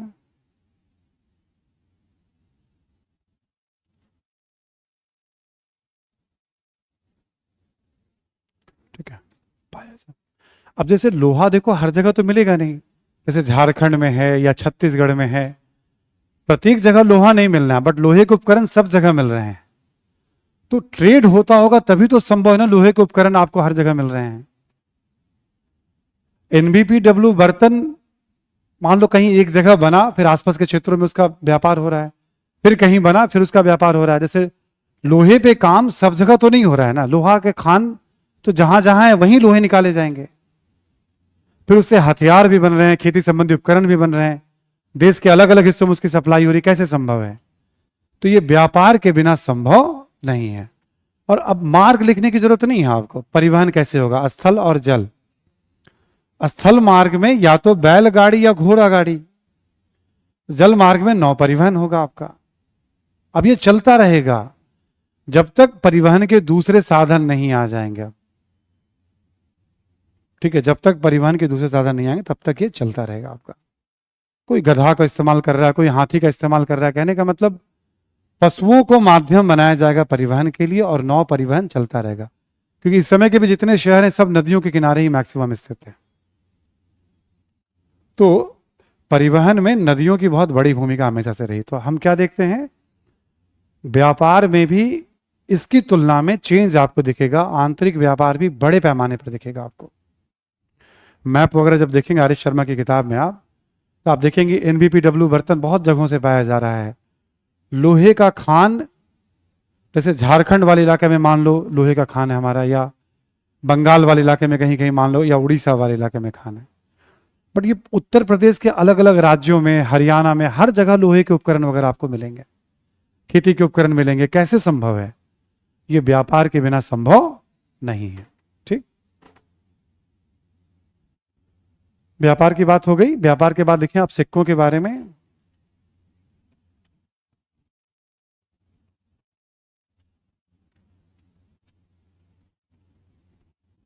लिखें कि 5वीं सदी ईसा पूर्व, 5वीं सदी ईसा पूर्व से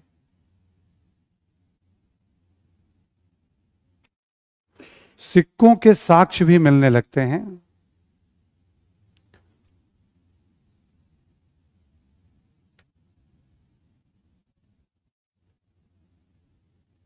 सिक्कों के साक्ष्य भी मिलने लगते हैं।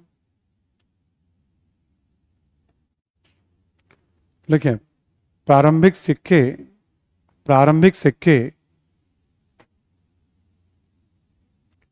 चांदी एवं तांबे से निर्मित हैं।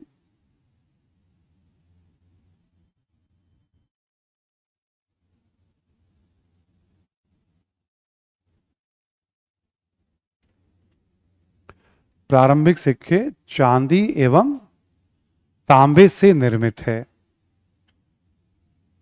ठीक है, चांदी और तांबे के, सोने के सिक्के बाद में मिलेंगे, है ना, निर्मित हैं। लिखें इनके साक्ष्य सर्वप्रथम पूर्वी उत्तर प्रदेश और बिहार से मिलते हैं।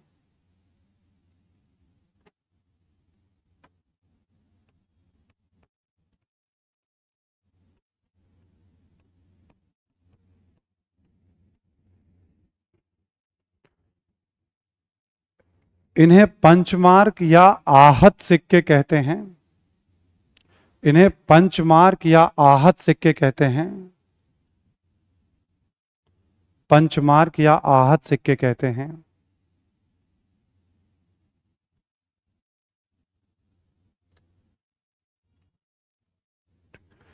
वो क्या होता है, जैसे मान लो चादर बनी हुई है और उस पे खास तरह का जो है मार्क किया जा रहा है, मतलब पहचानने के लिए, मतलब जैसे तांबा का चादर है, ठीक है, चांदी का पूरा चादर सा बना दिया गया है, उस पे खास तरह का मार्क, तो उसको पंचमार्क या आहत सिक्के भी कहते हैं, नाम दिया गया है इसको। इसी में लिखें आप, इन सिक्कों पर लेख नहीं है। इन सिक्कों पर लेख नहीं है, लेख।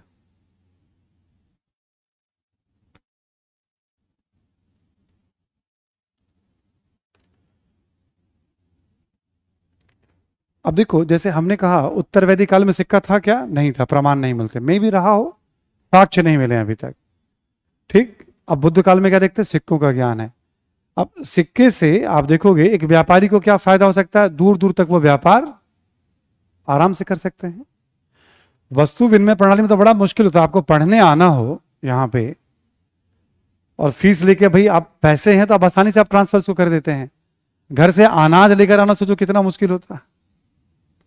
गाय लेकर आना या बैल लेके चलो, वहां गुरुजी को जो है गाय दक्षिणा में पढ़ने जा रहे हैं, तो गाय रखिए, फिर गाय को खिलाइए। ठीक है, एक सिस्टम था। तो सिक्के से ना आसान हो जाता है, आम व्यक्ति भी कुछ भी खरीदना चाहे बाजार से वो खरीद सकता है, लेन देन करना, बाजार में कुछ भी बेचना चाहे वो बेच सकता है। व्यापारियों के लिए, शिल्पियों के लिए, राज्य के लिए तो और अच्छी चीज है ये। राज्य सिक्कों में कर का संग्रह कर सकता है, सिक्कों में वेतन दे सकता है। वो राज्य के विकास के लिए तो और महत्वपूर्ण चीज है सिक्कों का प्रचलन। और सबसे पहले कहां सिक्के मिल रहे हैं? तो आप समझ लो एक तरह से पूर्वी उत्तर प्रदेश और बिहार में मिल रहे हैं, मगध वाले क्षेत्र में सिक्के मिल रहे हैं। ये जो 16 महाजनपद पढ़ेंगे उसमें मगध सबसे शक्तिशाली होकर के उभरेगा। तो मगध की बात करेंगे, उसमें बहुत बड़ा कारण है सिक्कों का प्रचलन, लोहे का वहां पे सोर्स था उसके पास, मगध क्यों राइज करेगा। ये सारे पॉइंट्स वहां ऐड अभी हो जाएंगे जब पढ़ेंगे आगे तो हम। तो ये भी एक बदलाव दिखाई पड़ रहा है। अब आप लिखें शहर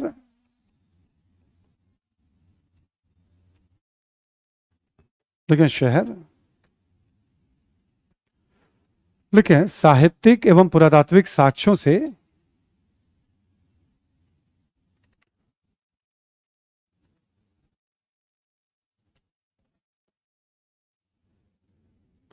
साहित्यिक एवं पुरातात्विक साक्ष्यों से बड़ी संख्या में शहरों के साक्ष्य मिलते हैं।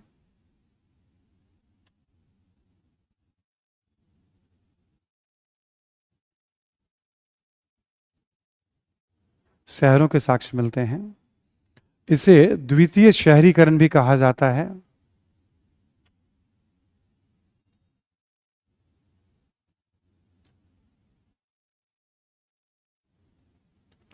इसे द्वितीय शहरीकरण कहा जाता है।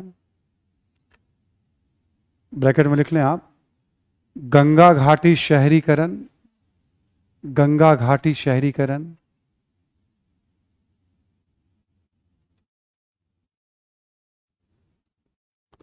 गंगा घाटी शहरीकरण, कौमा लौह युगीन शहरीकरण, लौह युगीन शहरीकरण।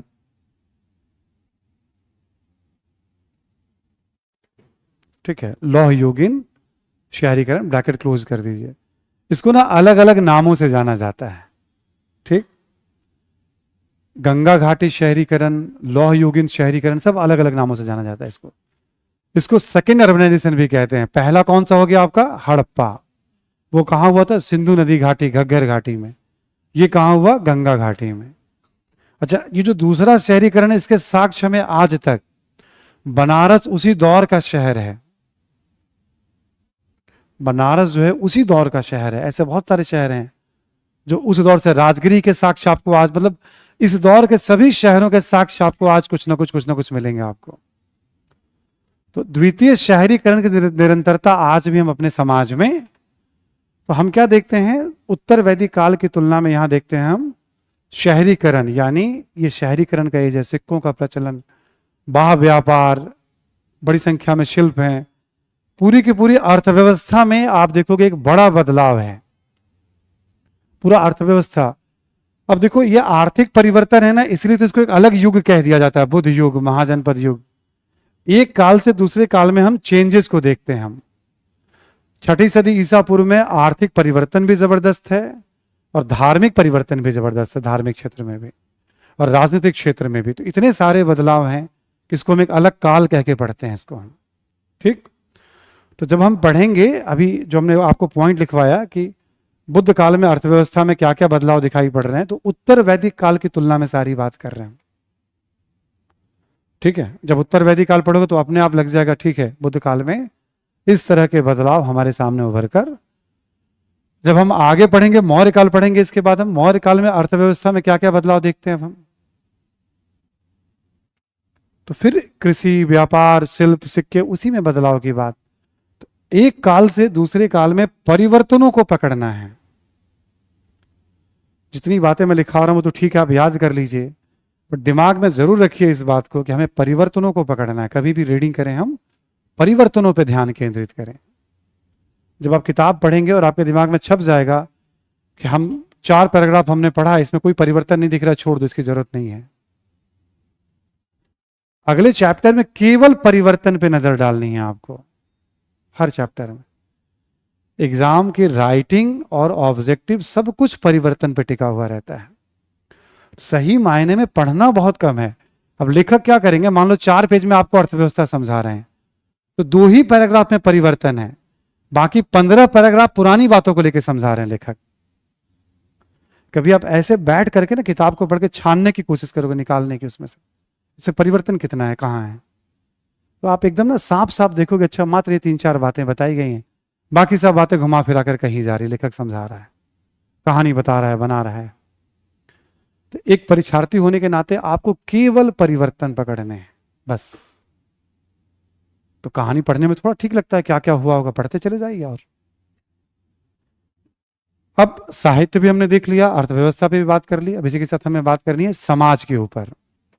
लगभग उत्तर वैदिक काल जैसा ही समाज है, ज्यादा परिवर्तन नहीं है, फिर भी कुछ कुछ चेंजेस हैं। हमने क्या कहा था, उत्तर वैदिक कालीन समाज और बुद्ध युगीन समाज दोनों को मिला दो तो लगभग आज जो हमारा समाज है हिंदू समाज, उस पे आपको जबरदस्त प्रभाव, इवन बौद्ध समाज पे भी, जैन समाज पे भी, दोनों को मिला दो तो आज का भारतीय समाज उत्तर वैदिक काल और बुद्ध काल से बहुत कुछ प्रभावित है। वैसे सारी विशेषताएं आपको समाज में दिखेंगे। लिखें आप, शीर्षक दे दीजिए आप, बुद्ध युगीन समाज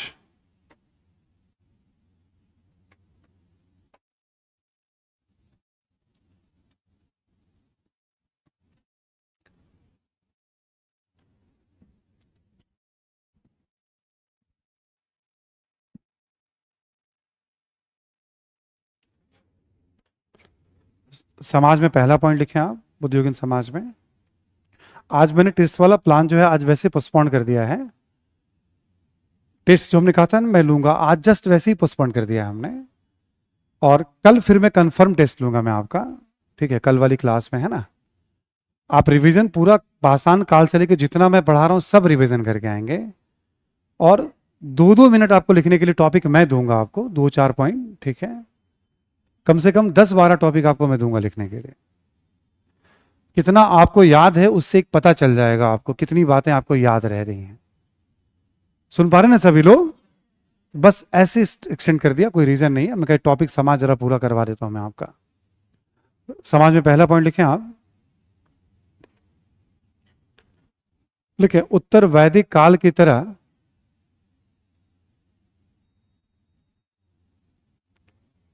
इस काल में भी सामाजिक जीवन का आधार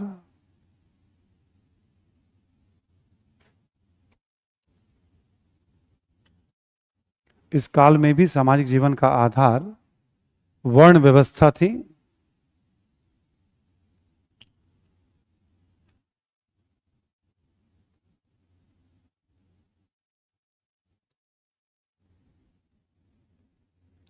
ठीक है, वर्ण व्यवस्था थी। लिखें चारों वर्णों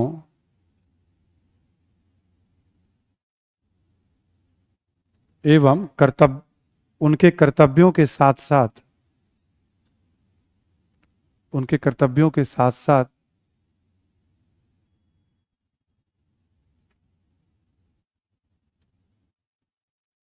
तथा उनके कर्तव्यों के साथ साथ आपातकालीन परिस्थितियों में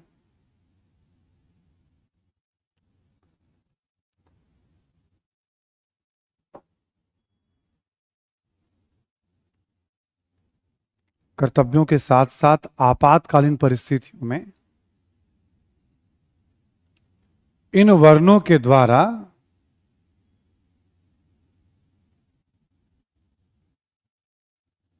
अपनाए जाने वाले कार्यों का उल्लेख मिलता है।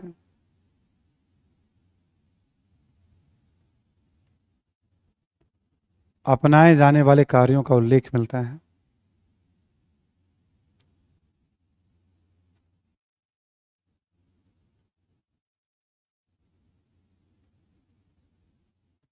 ठीक है, अब इसको एक्सप्लेन ज्यादा नहीं करना है हमको, ये पुराना वाला ही सिस्टम है। अच्छा, आपको लगता है कि हमें लिखना है तो 4 वर्ण ये थे, चारों के कर्तव्य ये थे, वो भी लिख सकते हैं आप।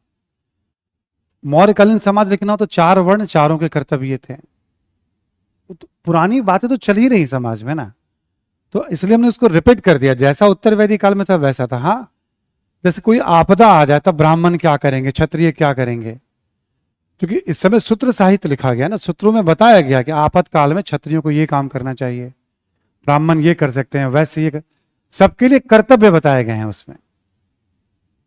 क्योंकि इस समय ना व्यवस्थित रूप दे दिया गया, नियम बना दिया गया आपको क्या करना है और क्या नहीं करना है। अब तक नियम इवॉल्व हो रहा था समाज के किताबों में, अब नियम कितना पालन होता होगा वो अलग बात है। नियम तो बहुत कुछ है, हम लोग कितना पालन करते हैं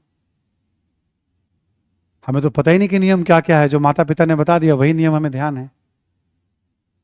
ठीक है, तो नियम तो बहुत कुछ, हम कितना पालन करते हैं ये इंपॉर्टेंट है। तो वैसे उस दौर में भी यही होता था, नियम तो है, कौन कितना पालन करता होगा ये कहना मुश्किल होता है। किताबों में क्या होता है, किताब देखो पढ़े लिखे लोगों की संख्या कम है, बुद्धिजीवी जो उस दौर के वो किताब लिख रहे हैं, मान लो ज्यादातर ब्राह्मण लिख रहे हैं, वो उनके दृष्टिकोण को बताता है, ऐसा नहीं कि पूरे समाज के बारे में बता देता है वो। अगला पॉइंट लिखें, इस काल में भी वर्ण के आधार पर भेदभाव का उल्लेख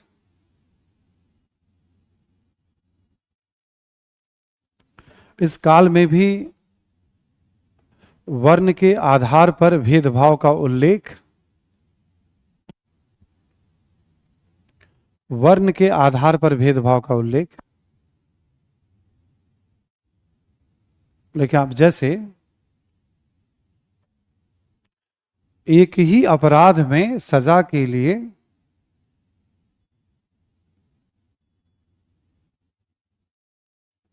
अलग अलग वर्णों के लिए अलग अलग प्रावधान,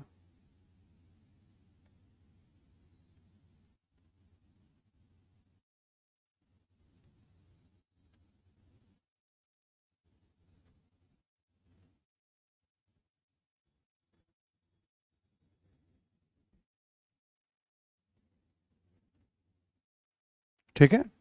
जैसे मान लो कि एक चोरी किसी ने की, एक ही अपराध के लिए अलग अलग वर्णों के लिए अलग अलग सजा का प्रावधान। जैसे चोरी है, ब्राह्मण वर्ण के किसी ने चोरी की, क्षत्रिय ने चोरी की, वैसे ने, तो सबके लिए सजा अलग अलग है। जितना नीचे का वर्ण होगा सजा उतनी कठोर सजा है सभी के लिए। तो ये बताता है समाज में भेदभाव। आपको याद होगा उत्तर वैदिक काल में मैंने क्या लिखाया था आपको, कि उपनयन संस्कार का अधिकार अब शूद्रों को, तो वो अभी भी मौजूद है, अब चलता रहे, पूरे हर काल में है। इस बात को समझिएगा, पुरानी बातों को हम हूबहू लिख सकते हैं इस दौर के समाज में। हम नया उदाहरण ढूंढते रहते हैं, नए परिवर्तन ढूंढते रहते हैं। हम चाहे तो उस उदाहरण को भी लिख देंगे यहां पे, जैसे शूद्र वर्ण को उपनयन संस्कार का अधिकार नहीं था, ये भी एक एग्जाम्पल हो गया हमारा। पैटर्न समझ पा रहे हैं जो मैं समझा रहा हूं ना, पुरानी बातें आप यहां पर लिख सकते हैं। हमने एक नया एग्जाम्पल ले लिया, क्या देखो, जैसे तो वर्ण के आधार पर भेदभाव बढ़ता जा रहा है। अगला पॉइंट लिखें आप, लिखे वर्ण के साथ साथ इस काल में जाति के भी साक्ष्य मिलने लगते, जाति प्रथा के भी साक्ष्य मिलने लगते हैं। इस काल में जाति प्रथा के भी साक्ष्य मिलने लगते हैं।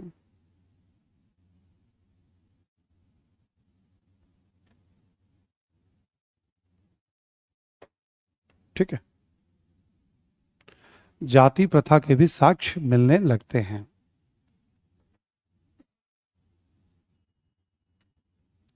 लिखें आप कि जन्म के आधार पर जाति का निर्धारण,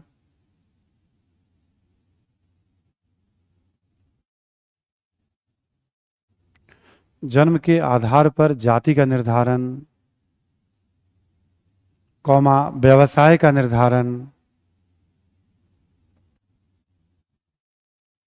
व्यवसाय का निर्धारण तथा जाति के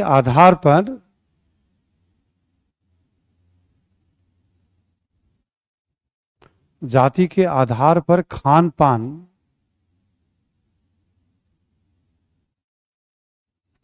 एवं विवाह पर बल दिया जाने लगा।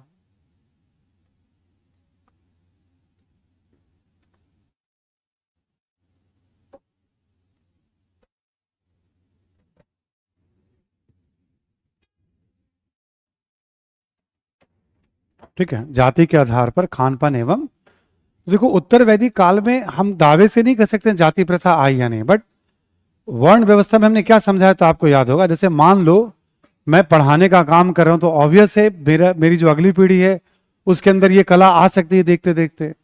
कोई वैद्य का काम कर रहा है, कोई लड़ने का काम कर रहा है, तो धीरे धीरे क्या हुआ आप देखोगे, वर्ण ही जाति में परिवर्तित होती। एग्जैक्ट इसका मेंशन नहीं कि वर्ण ही जाति में बदल गई, बट वर्ण व्यवस्था देखकर ऐसा लगता है कि भाई जब आप वही काम करना है तो धीरे धीरे जन्म आधारित हो जाएगा ये, कि नहीं अब आपकी ये जाति है तो आपको यही काम करना है। तो जन्म से जाति की पहचान और काम की पहचान, और जिस जाति में है उसी में खान पान होगा और उसी में विवाह। देखो समाज हमेशा नियमों को नहीं मानता, जैसे अनुलोम और प्रतिलोम विवाह चलते रहते हैं, अनुलोम विवाह का मतलब हो गया उच्च जाति या उच्च वर्ण का व्यक्ति, मतलब पुरुष, ठीक है, और निम्न वर्ण या जाति की महिलाएं।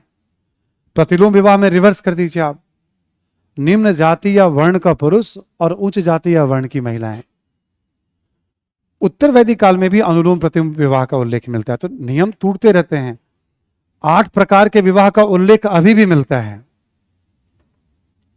जो हमने उत्तर वैदिक काल में उल्लेख किया था ना आपसे, ब्रह्म, प्रजापति, आर्ष, देव, गंधर्व, असुर, राक्षस, पिशाच।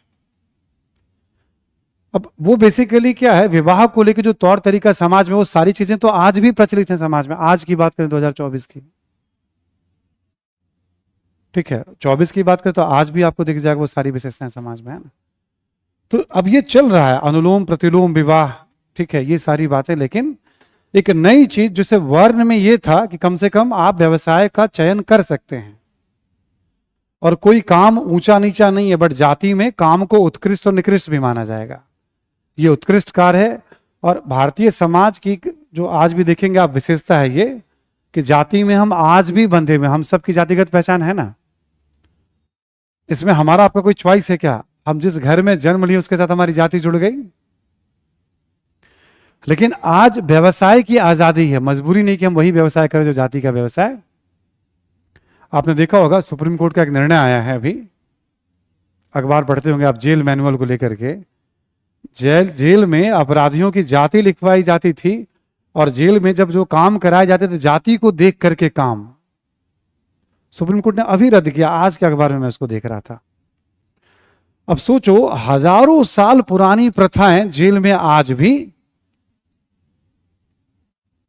हजारों साल पुरानी प्रथा है।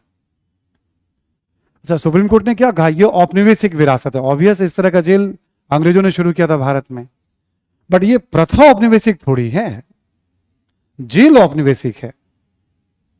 अब माननीय सुप्रीम कोर्ट को कैसे कहा जाए, विद्वान लोग बैठे होते हैं, जेल अंग्रेजों ने बनाया, जेल औपनिवेशिक है, बट प्रथा तो हजारों साल पुरानी है। अब जिस जाति को आपको वो कार्य करना है, जेल में अंग्रेजों ने शुरू किया, क्यों? भारतीय समाज ऐसा था। तो छोटी छोटी बातों को जब थोड़ा सा जागरूक होकर देखेंगे ना, अपने आसपास कुछ कुछ चीजें आपको दिखती रहेंगी हमेशा। आपको सिलेबस को लाने का मकसद यही है कि हम सब बने हुए हैं। चलो आज देखो, हम सबकी जाति है, व्यवसाय ठीक है, हम कुछ भी तय कर लें। हम देखो, इसमें से आप सब अलग अलग सिविल सेवा की तैयारी कर रहे हो, सब अधिकारी बनोगे, आप फिक्स नहीं कि हम वही व्यवसाय करें। लेकिन घर वालों का पूरा दबाव होगा कि आपको जाति के अंदर ही विवाह। चलो, व्यवसाय का तो फ्रीडम मिल गया हमें समय के साथ, बट विवाह का फ्रीडम। और लगभग आप देखोगे जितने भी फंक्शन वगैरह होते हैं समाज में, मोहल्ले में, ग्रामीण समाज में अभी भी ऐसा होता है कि किसी फंक्शन में जाति विशेष के लोगों को ही बुलाया, जिनका फंक्शन है वो अपनी जाति के लोगों को बुलाते हैं। जहां शहरों का प्रभाव होता है वहां जाति का बंधन टूट जाता है। शहरों के जो नजदीक गांव है वहां जाति का बंधन टूट जाएगा। जो विशुद्ध गांव है, पता चला किसी एक वर्ण, वैश्य हो, क्षत्रिय हो, ब्राह्मण किसी वर्ण या जाति का है, तो वैसा ही होगा। तो जो 4 खास फीचर हैं जाति के, आप देखोगे उसमें व्यवसाय चयन की आजादी है, वर और वधु के चयन की आजादी अभी भी जाति देता है क्या? नहीं देता अनुमति, है ना। तो देखो कितनी पुरानी प्रथाएं हैं। आप ग्रामीण क्षेत्र में यदि रहते हो आप, तो खान पान में भी बहुत फ्रीडम आपको वहां पे। तो देखो कितनी पुरानी प्रथाएं चली आ रही है, बुद्ध काल से हमें दिखाई पड़ने लगती है हमें। और सोचो 1500 मतलब लगभग 2000 वर्षों के साथ ये धीरे धीरे प्रवाहित, 2000 सालों से हमारे समाज में, रक्त में प्रवाहित। मजेदार बात क्या है, इस्लाम दुनिया के 50 से अधिक देशों में इस्लाम धर्म मानने वालों की संख्या अधिक है। भारत में भी इस्लाम धर्म, अच्छी खासी आबादी इस्लाम मानने वालों की। दुनिया के किसी भी देश में इस्लाम में जाति प्रथा नहीं है, लेकिन भारत में इस्लाम में भी जाति प्रथा है। ठीक है, इस्लाम में भी ये नियम लागू होता है वहां पे भी। ये भाई अरब वाले हैं, ये सिया वाले हैं, ये मध्य एशिया वाले हैं, ये तुरानी हैं, ये ईरानी हैं, ये खानदानी रईस रहे हैं, भला ये सब तो नीचे बुनकर वाले हैं, ठीक है ना। अशरफ और अजलाफ करके वहां पे भी कैटेगराइजेशन बना हुआ है। दुनिया के किसी भी देश में जाति प्रथा नहीं है, बट इस्लाम के अंदर भी जाति आ जाएगा। देखो, इस्लाम ज्यादातर मानने वाले कौन थे यहाँ पे? जब आप पढ़ोगे, मेडिवल इंडिया में पढ़ाऊंगा, यहीं के लोगों ने धर्म को अपनाया ना। तो जो जाति थी उनकी वो जाति बनी रह गई। मुट्ठी भर बाहर से मानने वाले लोग आ गए, अफगानिस्तान से, ईरान से, उज्बेकिस्तान से, तुर्कमेनिस्तान से, कुछ अफ्रीका से ऐसे आ गए। बाकी सब जो इस्लाम मानने वाले तो यहीं के लोग हैं ना। अच्छा, ईसाई धर्म दुनिया के इतने सारे देशों में, यूरोप के प्राय लगभग सभी देशों में है, वहां भी जाति प्रथा नहीं, बट भारत में ईसाई धर्म में भी जाति प्रथा। तो भारत की एक खास बात क्या है कि धर्म को भी अपने हिसाब से भारत रंग देता है। आपका जो तौर तरीका रहो, भारत में आएंगे आप तो भारतीय रंग में आप। तो जाति प्रथा की इतनी मजबूत व्यवस्था है कि कोई धर्म नहीं बचा इससे। सोचिए कितनी मजबूत पकड़ है, हम सब की जातिगत पहचान है। तो एकाएक देखो कोई चीज नहीं आता। अब हमने क्या बताया, मान लो कोई एक व्यक्ति है, सपोज दैट कोई क्षत्रिय है उस दौर में। अब जब राज्य बड़ा हो गया तो उसके साथ साथ 100,000, 2,000, 5,000 की सेना हो गई, लोग हो गए। मतलब कोई उत्पादन काम तो नहीं कर रहा है ना, वो तो लड़ने का काम कर रहा है, जीतने का काम कर रहा है, रक्षा का काम कर रहा है, बदले में टैक्स ले रहा है राज्य, उनको सारी सुविधाएं मिल जा रही हैं। तो अब क्या होगा, ऑब्वियस है उसका जो बच्चा होगा अगला, बचपन से उसको सारी सुविधाएं मिल रही हैं, वो शरीर खाने पीने पे ध्यान दे रहा है, ठीक है, जितना व्यायाम वगैरह कर सकता कर रहा था कि हमें भी रक्षा के क्षेत्र में एक वर्ण के साथ स्वाभाविक झुकाव होता है। डॉक्टर के बेटा डॉक्टर, स्वाभाविक तौर पर झुकाव होता है, ऐसा नहीं कि वही होता है। बट अभी भी देखो कि कोई वकील है तो घर में वो चाहते हैं वकील भी कि हमारा बच्चा ही वकील, क्योंकि इतना सारा जो हमने क्लाइंट बना रखा है वो कहाँ जाएगा, अगली पीढ़ी वकील नहीं बनेगा। तो डॉक्टर अगला क्या चाहते हैं, हॉस्पिटल हमारा हो, हमारे परिवार के लोग उसको चलाएं। अब कोई डॉक्टर उसमें से आईपीएस बन गया तो बन गया, वाली बात है, निकल जाओ आईएएस बन जाते हैं हम, इनकम टैक्स में चले जाते हैं। आज क्या है, मजबूरी नहीं है वर्ण और जाति की, व्यवसाय क्या चयन करे, बट अभी भी जाति निर्धारित करता है, अभी भी जाति निर्धारित करता है कि विवाह हम कहां करेंगे, ठीक है। अच्छा, जाति भी बड़ी सुविधाजनक तरीके से काम करता है। जैसे आप कुछ नहीं करें और घर वालों को बोले कि जाति के बाहर विवाह करना, बोलेंगे काट देंगे तुमको, ठीक है, सब ठीक है, घर वाले तुम प्रतिष्ठा पे तुम कर रहे हो। अच्छा, आप आईएएस बन जाओ, ठीक है, बहुत विरोध होगा, लेकिन घर वाले मान लेंगे इस बात को फाइनली कि नहीं, बच्चे ने नाम रोशन कर दिया हमारा। तो ये सब भी क्या होता है, बड़ा सुविधाजनक हमने देखा अपने समाज में। सारे दृष्टिकोण बहुत सुविधाजनक है समाज में, लेकिन हाँ अब उस तरह का बंधन नहीं है। ग्रामीण भारत में अभी भी है, शहरों में ये बंधन ठीक है। बाकी जाति वर्ण को लेकर के मॉडर्न इंडिया में देखेंगे हम लोग, बहुत बाबा साहब अम्बेडकर वगैरह हैं, उनमें दृष्टिकोण है, गांधी जी का दृष्टिकोण है, ये सभी पढ़ने वाले हैं, हम लोग पढ़ेंगे, है ना। तो इसलिए हमने कहा इस दौर की खास बात चेंजेस क्या उत्तर वैदिक काल की तुलना में, जाति व्यवस्था। अब जाति व्यवस्था के लिए आपको उस दौर में नहीं, आज भी हम जाति व्यवस्था को देख रहे हैं, हम जी रहे हैं। एंशिएंट मेडिवल हिस्ट्री को जितना संभव हो आज के जीवन से कनेक्ट करते हुए विरासत ऑटोमेटिक तैयार होता जाएगा, और मकसद भी यही है, हम अपनी परंपराओं को, अच्छी बुरी आदतों को हम देखें, समझें, ठीक है, हम जड़ों को समझें हम, है ना, मकसद भी यही है। तो वर्ण व्यवस्था था, एक नया उदाहरण उसमें दे दिया हमने। उसी के साथ साथ वर्ण जो है जाति में परिवर्तित हो गई, उसकी बात हमने कर ली। जाति के साथ छुआछूत की परंपरा ज्यादा, कुरीतियां देखोगे ज्यादा समाज में प्रचलित होने वाली है। जाति व्यवस्था अपने साथ छुआछूत को बहुत ज्यादा लेकर, वर्ण व्यवस्था में कम से कम सैद्धांतिक तौर पे ऐसा नहीं कहा जाता था। अगला पॉइंट लिखें, लिखें दास प्रथा का प्रचलन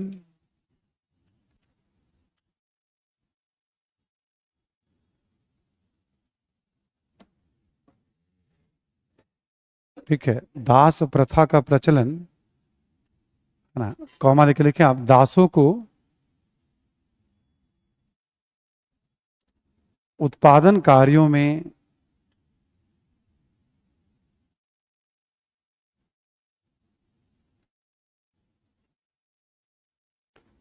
लगाए जाने का उल्लेख भी मिलता है।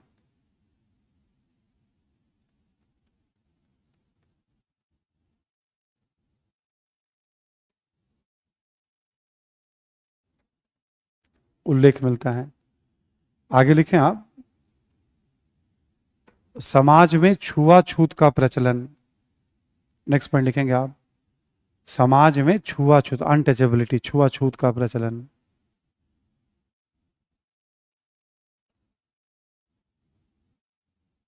ठीक है, ये उत्कृष्ट कार्य है, निकृष्ट कार्य है, इसकी दूरी बना के रहना है ना। तो ये सब बातें भी समाज में धीरे धीरे हर दौर के साथ बढ़ती चली जाएंगी, हर काल में संख्या बढ़ती चली जाएगी।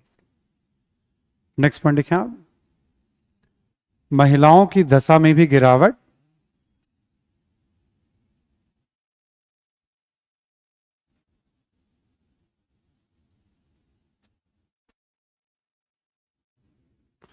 कि देखो हमारे ऑनलाइन स्टूडेंट मैरिज पे ही चर्चा कर रहे हैं सारे, शादी करनी है कि नहीं करनी है, आईएएस बनना है कि नहीं बनना है।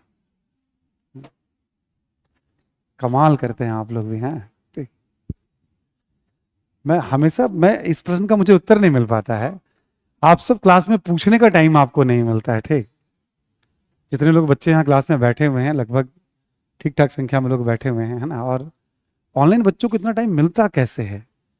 तो चैट वैट करना हो तो आते क्यों है यहाँ पे, मतलब आराम से कभी भी वीडियो देख लें, रिकॉर्डिंग वगैरह, मतलब ठीक है। अच्छा, कभी कभी जैसे मैं लिखा रहा हूँ, कुछ छूट सकता है आपका, चलो क्लास में सुविधा है कि आप आसपास किसी से पूछ सकते हैं, ऑनलाइन बच्चों को सुविधा नहीं होती है, चलो एक मंच है वहां वो लिख सकते हैं थोड़ा बहुत, बट दोबारा रिकॉर्डिंग मिलेगी, कुछ छूट गया तो उसको लिख करके आप आगे बढ़िए। आप किताब में सारी बातें हैं, किसी कारण से टेक्निकल एरर से भी आपका मिस हो सकता है, कभी आप ऑनलाइन क्लास कर रहे हैं तो कोई बात नहीं, आगे बढ़िए, दोबारा रिकॉर्डिंग देखिएगा, यहां से मेरा छूट गया है, यहां से मैंने ज्वाइन किया है, आज क्लास में क्या हुआ है, ये सब तैयार ही नहीं है स्कूल से बाहर निकलने के लिए, मतलब लगता है कॉलेज पास किए नहीं अभी तक।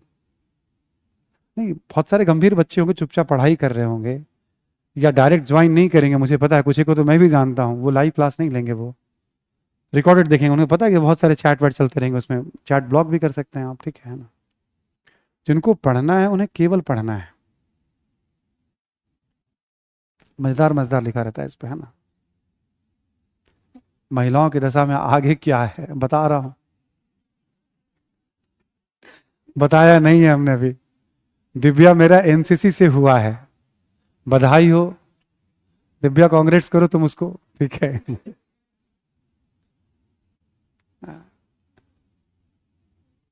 कोई नंबर मांग रहा है, दे दो।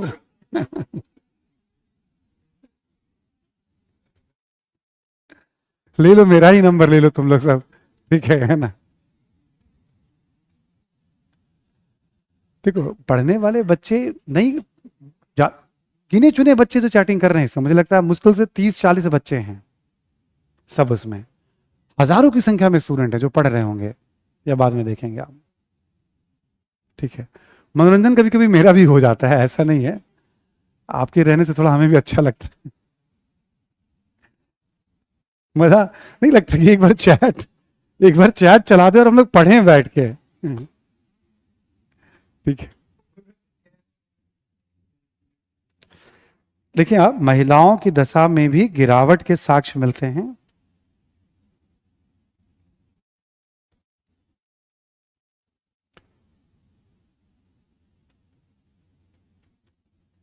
देखिए समकालीन साहित्य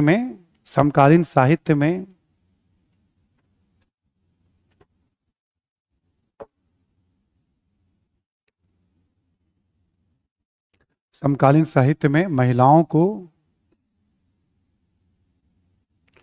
उपनयन संस्कार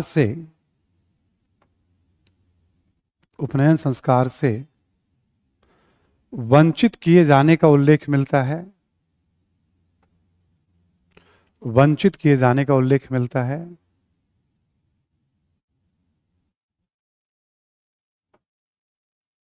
उल्लेख मिलता है,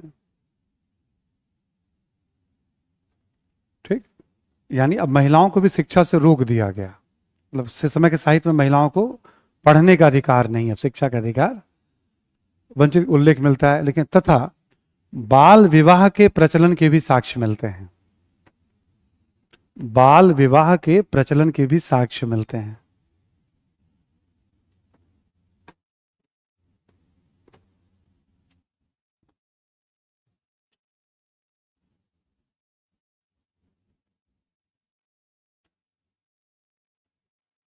ठीक है, बाल विवाह के प्रचलन के भी। अब देखो उत्तर वैदिक काल में था क्या? नहीं था। तो अब समाज में आप बुद्ध काल जब भी पढ़ोगे तो आप उत्तर वैदिक काल से हम कनेक्ट करते जाएंगे इसको हम। अच्छा वहां ये नहीं था, अब ये बदलाव आ गया। ठीक, ऐसे करके बचपन में शादी करने से क्या होगा कि शिक्षा से भी रोक देंगे, शादी कर देंगे तो फिर वो उस तरह से ट्रेनिंग मिलेगी कि कभी ना तो पढ़ना है ना सोचना है, बस केवल घर गृहस्थी देखनी है अब। और इस तरह से बड़ा साइकोलॉजिकली एक तरह का पूरी तैयारी की गई है समाज के प्रभावी वर्गों के द्वारा कि व्यवस्था कैसे चलेगी। ठीक है, नेक्स्ट पॉइंट लिखें आप। अब परिवार प्रथा पहले जैसा, उसमें कुछ लिखना नहीं हमें। संयुक्त परिवार हमेशा रहेगा और पितृसत्तात्मक ही रहेगा, इसमें कोई चेंज नहीं आने हैं। अगला पॉइंट लिखें आप। खान पान में शाकाहारी एवं मांसाहारी दोनों।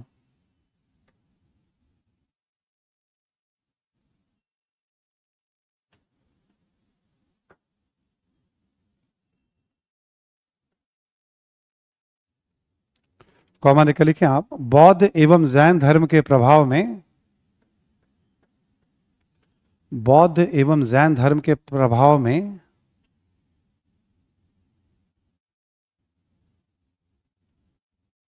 जैन धर्म के प्रभाव में शाकाहार का कुछ प्रचलन बढ़ा होगा। शाकाहार का कुछ प्रचलन बढ़ा होगा।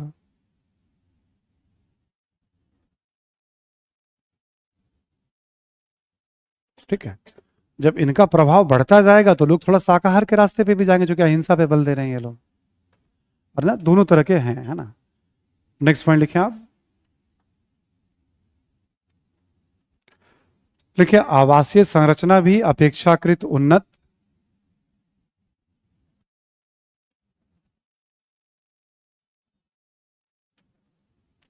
आवासीय संरचना भी अपेक्षाकृत उन्नत।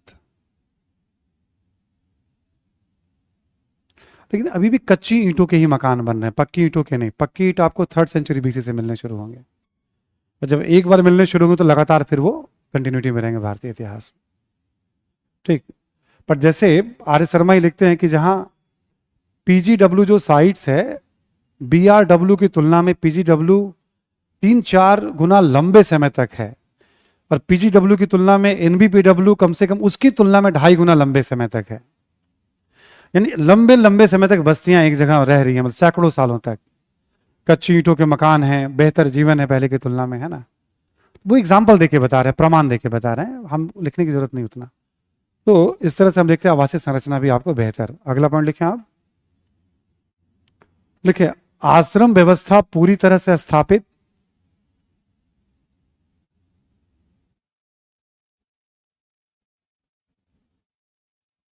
आश्रम व्यवस्था पूर्ण रूपेण स्थापित, पूरी तरह से स्थापित। उत्तर वैदिक काल में 3 आश्रम थे, आपको याद होगा, ब्रह्मचर्य, गृहस्थ और वानप्रस्थ। सन्यास की चर्चा नहीं मिलती है। बुद्ध काल में सन्यास आश्रम की भी चर्चा खूब। देखो सन्यास जब अधिशेष होगा तब तो सन्यास लोगे, आवश्यकता से अधिक उत्पादन होगा तब तो भिक्षाटन करेंगे। जब उत्पादन आवश्यकता तो कौन देगा फिर भिक्षाटन। आर्थिक परिस्थितियों से बड़ा गहरा संबंध होता है चीजों का, मतलब। तो इस दौर के साहित्य में 4 आश्रम का उल्लेख मिलेगा, वानप्रस्थ के बाद सन्यास का भी। उत्तर वैदिक काल में हमने क्या देखा था? 3 आश्रम का। ठीक, एक लास्ट पॉइंट लिख लें आप। लिखें कि इस काल में भी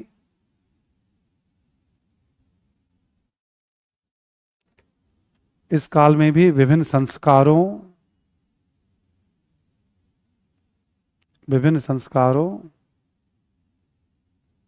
कौमा गोत्र प्रथा इत्यादि का महत्व बना रहा।